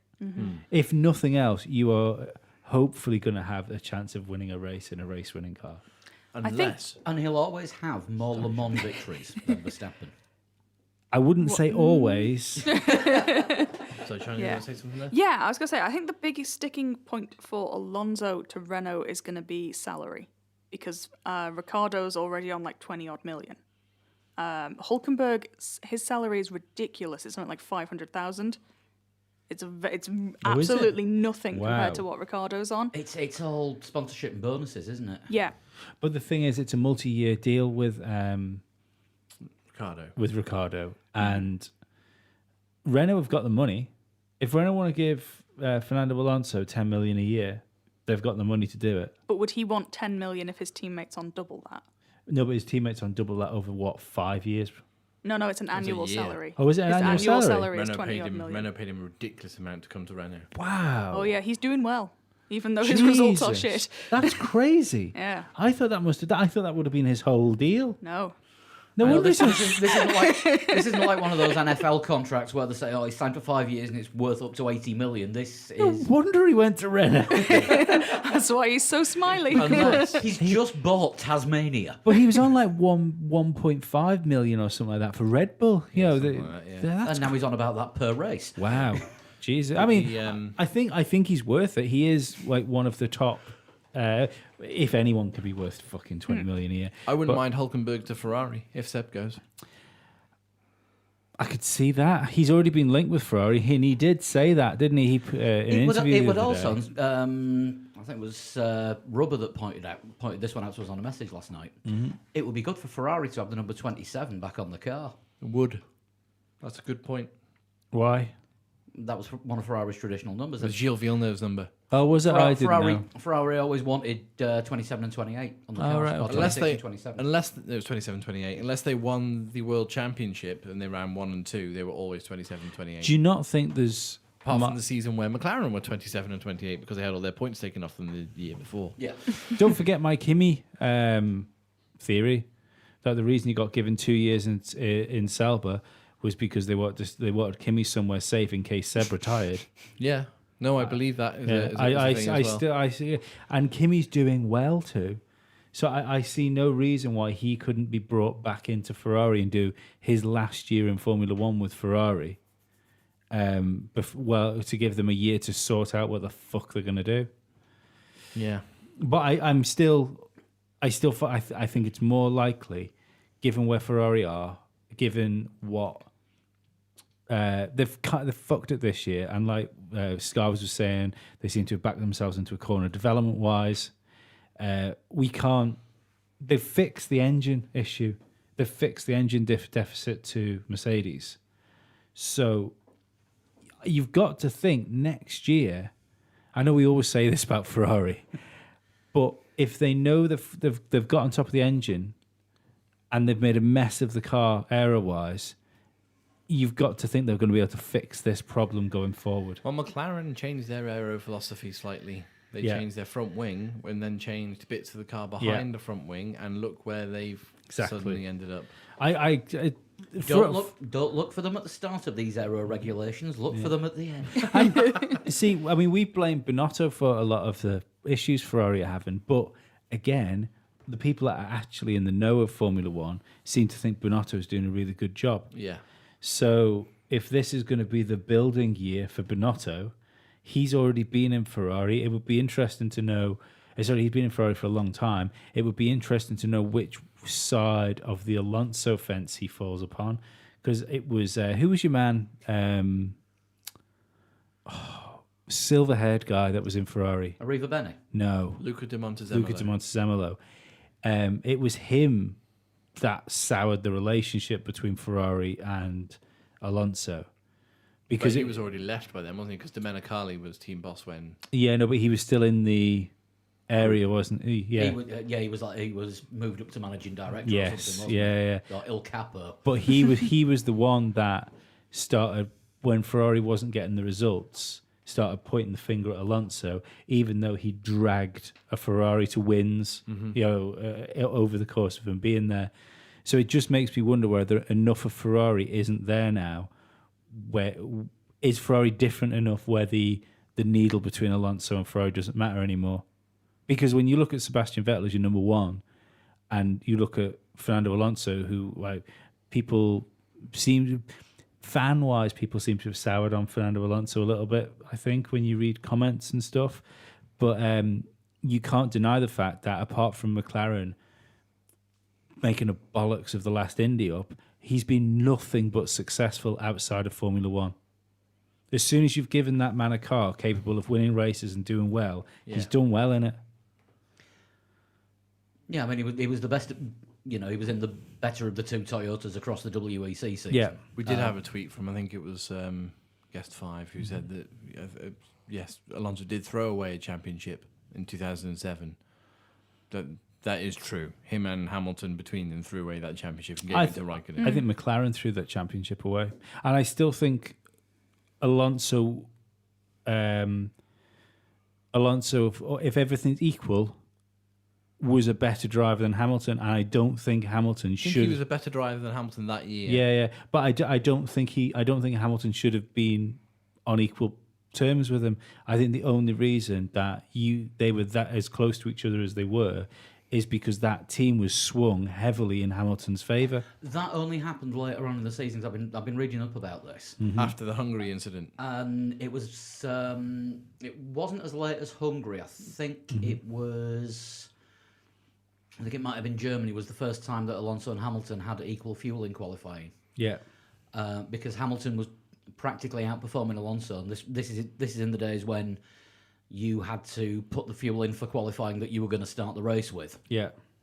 and Alonso was always in a lighter car. Yeah, but I don't believe that Ron Dennis treated Alonso and Hamilton equally. We've seen it. We've seen if Ron Dennis gets the horn for someone, we've seen it before. Look what it was like with K-Mag. Like literally flying around the world with K-Mag to try and find sponsorship for him to keep him in. Yeah, I mean, he was accused of always doing it with Hakkinen as well. Yeah. And don't get me wrong, there's nothing wrong with that, but I think when you bring a multiple world champion into a team and then you bring your rookie driver in, I'm not saying Alonso should have preferential treatment, but I think equal treatment is the least you can fucking ask for here. Yeah. I don't believe there was equal treatment there. Okay. I think McLaren lost that championship. There were certainly more things that got wrong than right that year. Yeah. But that was 12 years ago now. Jesus. Oh, fuck it. We were all younger then. Notice how That's I didn't use fact. the word young. That is a fact. And 12 years before that, Damon Hill hadn't even won a world championship. I was actually young. Really. It's... I was middle Let's aged. be honest, you were young. You were well young. You were young. Yeah, it's pretty young, yeah. I've already done that joke. You can't do it at me. Should we do an Austria preview? I think we should do an Austria preview. I'm too depressed to try and make jokes. And the world cheers. Yeah, Yeah, Austrian Grand Prix this weekend, Red Bull Ring. Would I be right in thinking time-wise it's the shortest on the calendar because it's inching ever closer to the 1 minute lap? Yeah, it is, Yeah. isn't it? I don't know the time. Is it Monza the fastest? How? Monza's Monza the- is the fastest, like, flat-out lap, isn't But it? because Average it's- speed. Because it's so fast, don't you get through the laps quicker than you do on a slightly slower circuit? Because it's Yeah. 71 laps, isn't it, around Austria? Whereas Yeah, only something like like that. 60 or something, or 58. I wonder at if there's a Monza. chance of the 1 minute lap this year. Can't be far Dunno. away. Was it 1 minute What was two, the- the what was the qualifying time deal last last year? year? I am just looking this up. I want to say it's a 1:02.457. And these Good teams have been Lord. surprisingly quick, haven't they? It's been surprisingly quick this time around. I think when 103.130. right, It's worth a maybe, shot. yeah, maybe not make up 3 seconds, but we will. I reckon we might be looking at a 1-1. 101. Yeah. Yeah. I 101. think we could get into the 101s this time. In which case, is that almost negated as a Formula One circuit? A minute a lap? I think in these situations, they should lengthen the race. Because the lap is longer the than distance, though, Monaco, isn't isn't it? In distance, the but lap is still longer. That's right. Yeah, I think they do it the wrong way. Yeah, but a Grand Prix is a distance. You Yeah. have to go to a certain distance, and then it's the finish line after that distance. It's what was it? I want to say it's the lap that takes you over 300 kilometers plus one lap. Yeah. Oh no, I know that. I'm just mean I think it's wrong.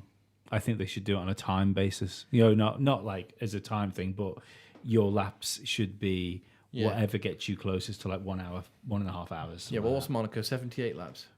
So, Yeah, that and I sounds think about right. Austria 77. 71. 71, sorry, yeah.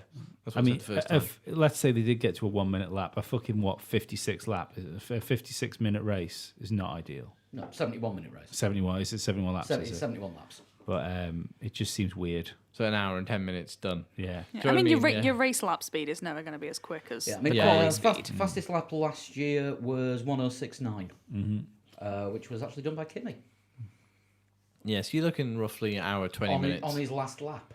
Yeah, It hour and was 20 a minutes. it was a shenanigan-y race last year, though, wasn't it? There was the Mercedes both broke down, and Verstappen Yeah, good won point, yeah. somehow. Yeah. All the Dutch were happy. Right in front of the what was it? The Dutch village. Somebody sent us a couple of videos. One of our listeners from Holland, surprisingly enough, sent us a couple of videos of before the win and after the win. Oh, this is where the Austrian flag doesn't match up on the seats, Yes, isn't it? It's yes. amazing. Slightly yeah. staggered. Yeah. Yeah, great. Oh, first Austrian Grand Prix without Nicky Lauda as well, so it's probably going to be some sort of tribute to Nicky, I would imagine. I'd hope so. We're going to be seeing lots of orange and lots of red hats. Yeah, yeah. I would Free red caps handed out, I would imagine. thought. I mean, it's a power circuit, definitely. Yep. Ferrari should be good. Do you know what? I think we'll see a decent performance from Lance Stroll in this because there are a lot of straights with a 90-degree corner at the end. That's his speciality. I think the last two races, yeah, it is a speciality, but I think the last two races have shown us a turn from Lance. So I'm not saying he's going to be a world champion, No, but he he's got might. his feet under the table. But he now, might be hasn't Pedro Diniz. He's got his feet under the table at. You're nicking Racing my Point. lines. I wrote that this weekend. No, we said it last week on the podcast. Did we? Yes. In that case, So I must you've say- nicked someone else's You've line then. mine. No, that was it. That was in the silly season one that I wrote. Yeah, he's more Pedro Diniz than Ricardo Rossi. I didn't say Ricardo Rosset, but it's all right. It's fine. It was an article. No one would notice. People don't read anymore. Should have made a YouTube vid. Thing is, do you remember last year when the Mercedes broke I down? would do, but you've got the lights. I don't.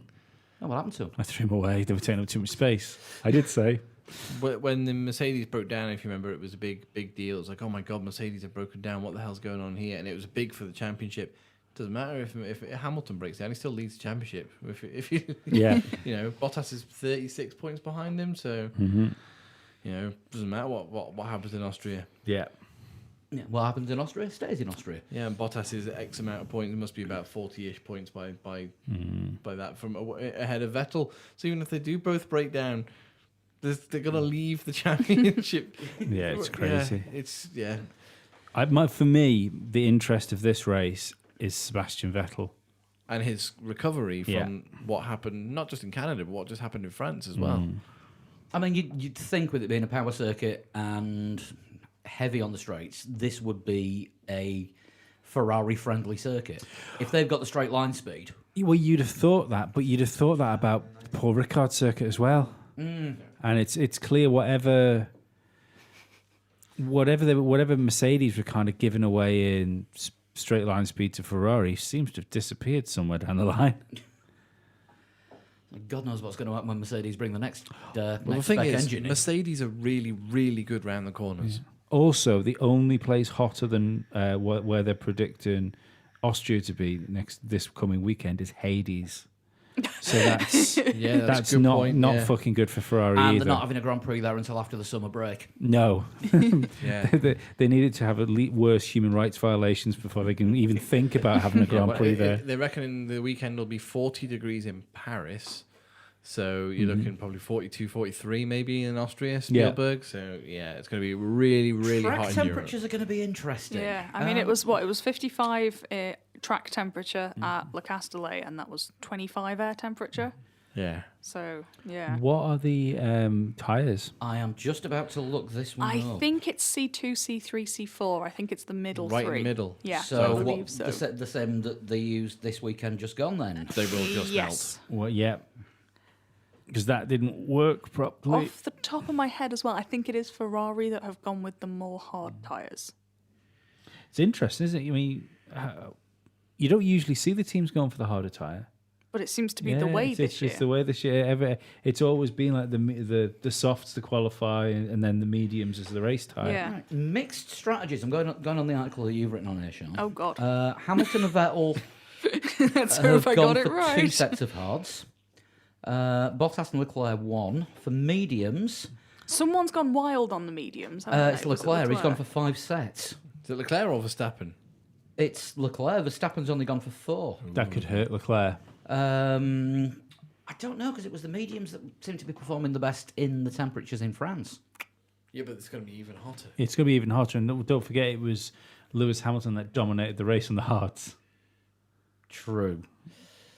I think Ferrari need every last bit of advantage they can get. Hamilton's on 2 mediums, Bottas on 3, Vettel on 4, Leclerc on 5.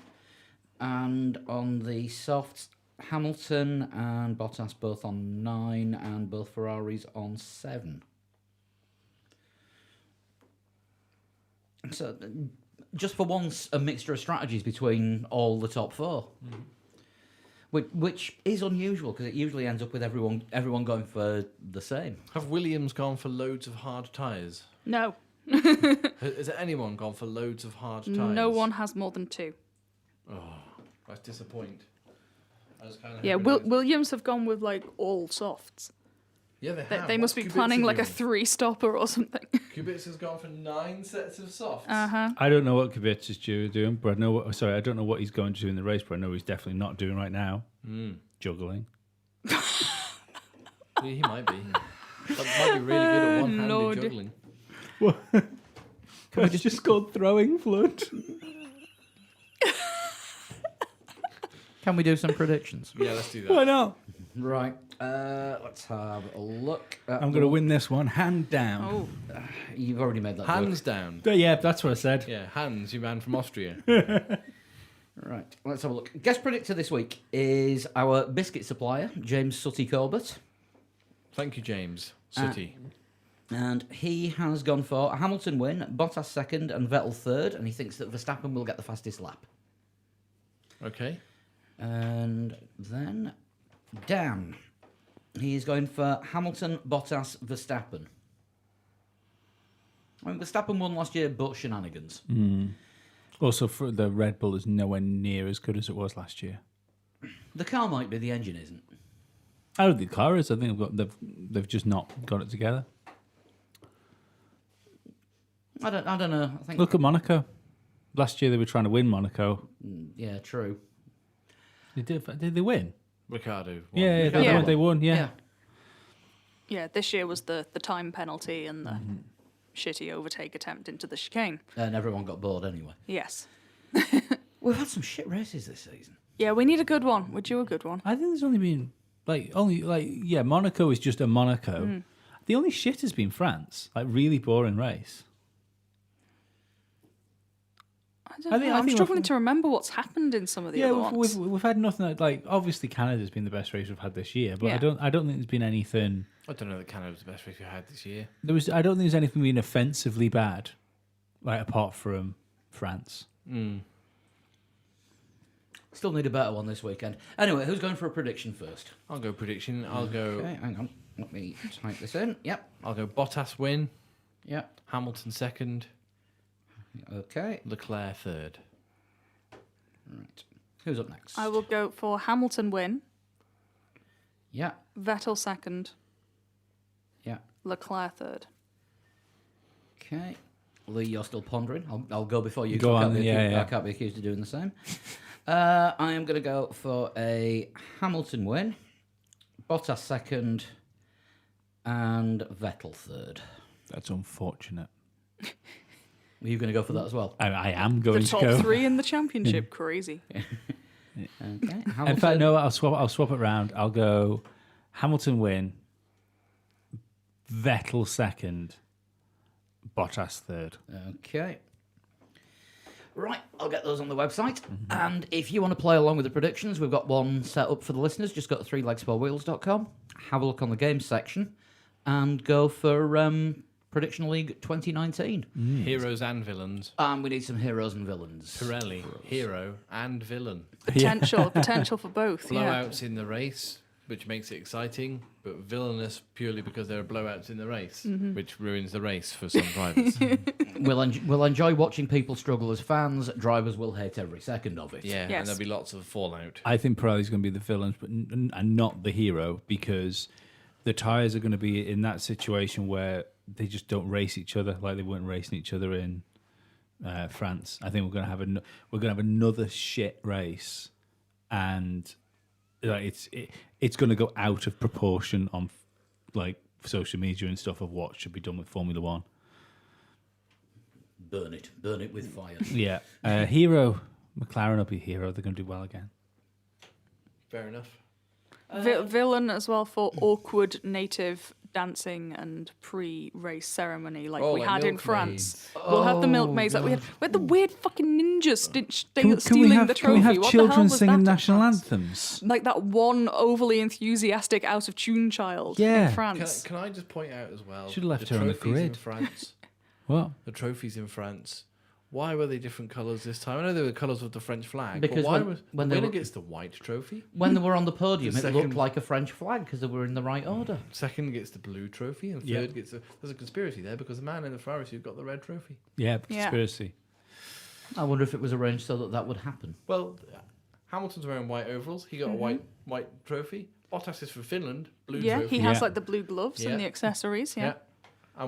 Generally wears a blue hat when he's being interviewed. Leclerc, red outfit, red trophy. Fix. Oh, so you're right. I'm digging this. So it's not There only are- fixed for Ferrari and It was arranged. Maybe Yeah. it was and already... Bottas. It was also racist. Yeah.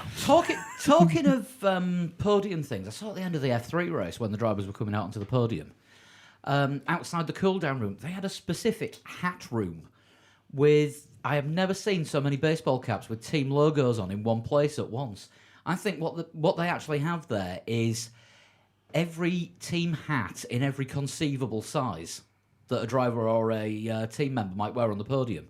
And they just hand them out and they don't have to adjust them. Because they had at least 50 Mercedes caps in this room behind the podium for the drivers. Maybe it's just the merch Weird. room. Yeah, it maybe, could just be the staff yeah. swag chamber. Totally just go in there, pick up a couple. I don't Yeah. wear caps. My head does not suit baseball. Or the caps. No. stitching just isn't quite right of them, and like Fred sells them out the back of the truck. I think they should do it in the same way as the NFL draft, because when the NFL do their annual draft and the players come on, they always get given a shirt with their name on it in the first round and number one. And they've actually got someone's nana backstage stitching the names on as the player gets announced. They should Okay. do that in F1. I They've think not got a printing shop. I think it is printed for the draft. I think. Actually. No, the name patches are sewn on. Okay. They did it behind the scenes before this year's draft. Good 'cause lord. The whole thing takes 3 nights, but they have 3 weeks of pre-blurb. And you have a problem with fan boost. Yes. Well, yeah, because it's falsifying a result, isn't it? At least it's not like to slave labouring a nana. Nanas love sewing. It's, if you looked into that room, you'd notice if you look out the window, there's like catch nets around it. So that she can't escape. Shall we shunt it? Yes, let's. I need to find it. Oh, for God's sake. I know, I was giving you enough build-up for that one. I didn't know it was coming. I'm not psychic. It is next on the list, isn't It it? is next. Yeah, Total Shunt always comes after the preview. And the prediction. Because there's a fucking order to this show. Carefully prepared. Like what's Some- written down in this book going back to... When was the Episode first one? 86. 86 was the first one in this book. We're running out of books. We are The running out new of book. Mainly because I was Glenn- born. Oh, God. He's suddenly ready. Who sent it? I'm fucking the order around. I'll tell you once we're finished. Oh, No, this was by Tom Sands. And he even helped me say his second name. Thank you very much.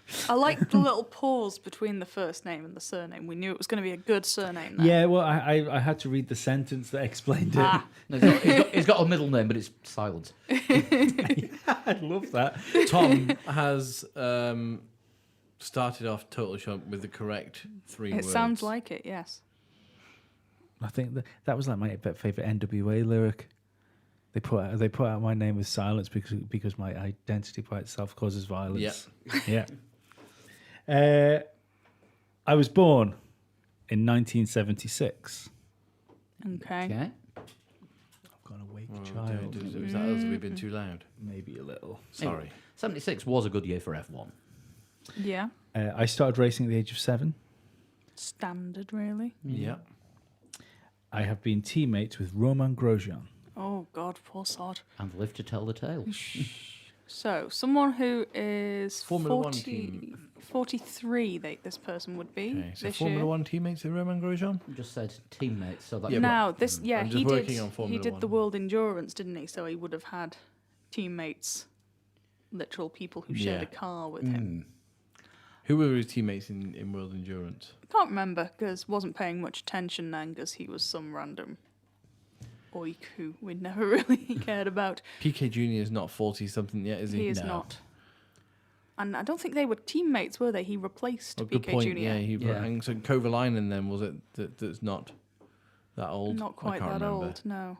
Can't remember. Somebody who was driving for Renault back then. Yeah, I think Grosjean's most senior F1 teammate would be Raikkonen, but he's not He's quite not. He's that. 40, isn't he? Yeah. Or 39. I think he's 40 this year. I Yeah. think. Because when his contract expires with Alpha, I'm pretty sure he's like 41 or Yeah. nearly 42. Right. Okay. So who are we going to go for? There's going to be someone that was. in Are we not still on WEC. question 1? Do No, we need that to was go question with two. Was that? I stopped Was that paying 2 or attention. 3? Two. That was 3. That was Oh, 3. Oh, was it excuse 3? me. Okay. What was the second one? I started racing at the age Oh, of Oh, 7. of course Okay. it was. Yeah. So we flew through them, didn't we? Fucking hell. Timo Glock. I don't think he's that old. No. I think he's a sort of late 30s. Neil Yarney. Not hugely up on the Neil Yarny. He's been around WEC for years. Fair enough. Yeah, go on then. That'll do. We Yeah. haven't got anyone better. I finished in 2nd place at Spa. Now again, which Spa? Could be an F1 Spa, could be a WEC Spa. I'm thinking lots it's of gonna be, events I'm at Spa. thinking it's going to be some hours of Spa. I've competed in the 24 Hours of Le Mans. Yeah, we kind of guessed that. People that usually compete in the some hours of Spa do tend to They compete do. at Le Mans. I was brought in as a replacement at the 2015 Race of Champions. Interesting. So Don't watch Race of Champions. 2015. tend to, but I can't remember. Was that the one at the Olympic Stadium? Don't know. Why would there have been a replacement? Who would have got broken at the end of the season? who would have wussed out? Kimi Raikkonen. He had back surgery around about then, didn't he? So 2013, 2014, he had back surgery. Missed the last 2 races of the F1 season, didn't he? Because they Oh, haven't he did. That's because they true. haven't paid him, so he decided to go and have his operation and rule himself out. That might be a bit earlier. I think that was 2015. 2013, wasn't it? Yeah. No idea. Oh, okay. I thought I had a good year with that. It did say 2015. Oh, sorry, I thought you told me the year of what you were talking about. No. Yeah, 2015. Yeah, okay. So 2015, who would have been around then?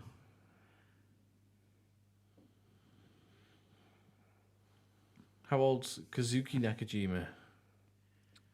Because surprisingly young. Younger than you'd think. Younger than Really? Alonso. Oh, okay. Alonso's the oldest in that team. He's like, what, he's 34, 35, Nakajima? Yeah. Do you know the really interesting thing is about this? All of this is news to me. All of Including the these- person. Yeah. Oh, God. Right, okay, this doesn't bode well. How about J-Mag? J-Mag, I think, is slightly older. Yeah, he will be because K-Mag's like 27 now, isn't he? Something like that. He was I 22 when he came in about 5 yeah, years I think ago. I 6 think years J-Mag's about 47, 48. He's about the same age as Yoss. Right. Well, no, both of them are younger than me, but so are most people. What about before you Mika say that. Salo? Oh, that's a Oh, good call. Mika That's a Salo's good interesting. call. Yeah, yeah. Yeah, should we go for that one for the second guess? Yes. Yeah, go on then. I have driven a Formula E car. Oh, well, good for you. Yeah. And lived to tell the tale. Hasn't I literally Carmen just did Jorda that. driven a Formula E car? I literally did just that Alan Partridge shrug then, didn't I? Yeah. I could have done it if I wanted to. Yeah. Well done in your racing Prius. How old's Nick Heidfeld? He was last week's. Oh, was he? Oh, Yeah. excuse me, I wasn't Yeah, here. he's a disappointing 42, isn't he? Yeah. Ah, I have won 3 races of the 2015 European Le Mans Series oh, fucking hell. in my class, securing the championship for my team with a race to spare. Even more Alan Partridge shrugging, I think, here. 2015, was that European Webber's Le year? Mans. Well, that's not European Le Mans, though, is it? That's World Endurance Championship. good point. European Le Mans is like shit. It's what GTE Pro is these days, I think. The I think Boring. so. Is that a 'Cause, step, yeah. step down from Porsche Super Cup? I think it might be. Oh, I think it might be my what friend you do Wayne if you might be don't a have a piece of shit. Porsche. Yeah, there wasn't a Porsche Super Cup round at France because they were all racing in the 24 hours of Nürburgring because they had 210 cars in that. They have like 8 classes. It's insane. I was reading the results and it's like, what? That's not a race, it's a traffic jam. Well, it's Nürburgring, so they'll be well spread out. They got room. Ready? Yeah. No. I want a guess. Oh, that's, fuck. that's number 8. What was it? Didn't we give a second guess? Yeah, we said Yeah. Salo. And if that was number 8, then Yeah, where's number 9? where's number 9? It's after number 8. And that's when we give the guess after number Oh 9. God, it is as well. Sorry. I thought it was after every 3 questions. Oh well, fuck it. I have 2 points in my current World Rallycross Championship.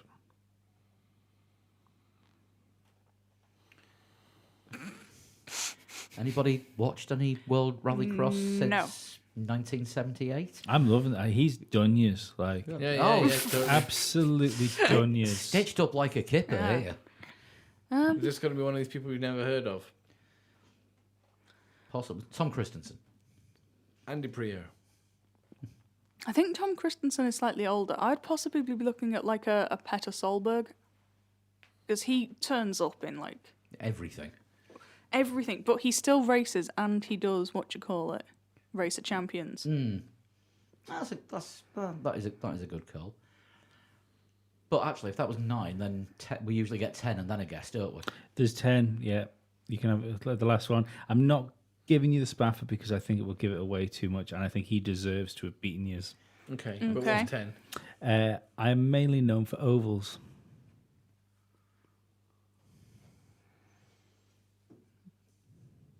What's Dario Franchitti up to these days? Commentating on Formula E. Yeah, he's got like a back made of straw. He doesn't race. Okay.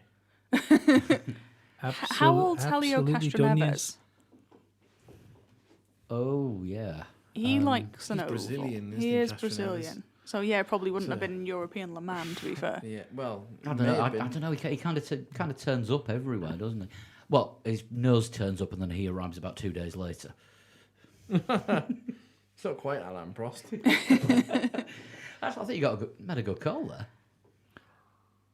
Last time someone put someone in the state user in guess-wise, it was a horse and it was Superman. He's a done. Not bothered, to be honest with you. If I don't know it, I don't know it. Yeah. You know what you do. You know who it is. You know the guy. Definitely know the guy. We just don't know these things about him. I think, are we going to have to take the Spaffer and call it a moral loss? I'll give you part of the Spaffer. Aye. I am an MBE. That makes him British then.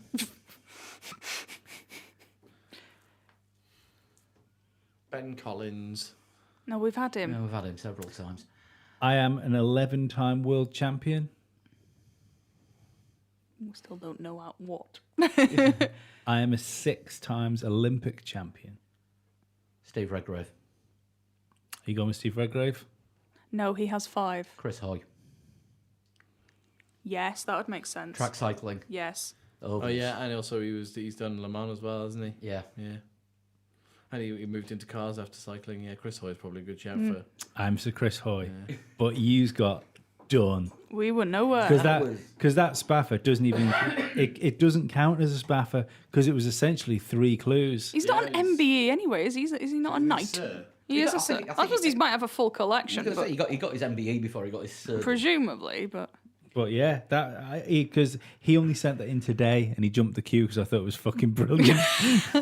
no, it's good, That- enjoyable. That was bloody hell. You done him, Tom. Loved it. Surprisingly impressive racing CV, actually, for someone who took it up as like a hobby when he retired.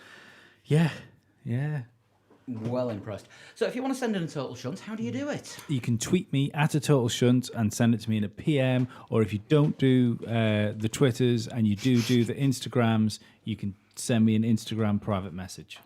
Or if you don't do either of those and you're old school and do email, 3legs4wheels@gmail.com, Yep. and it goes on the reserve list. But congratulations to Tom San for totally beating us. Yeah. That's the best one. I don't think anyone's left using tatters. You know Like what? him. I think we cannot count that as us getting it. No, no. Oh, No, no, not at all, absolutely not at not. all. We, No. we were beaten there. We were well and truly beaten. Because realistically, I'm an MBE was the Spaffer. Then you got 2 more clues after that. Yeah. Yeah.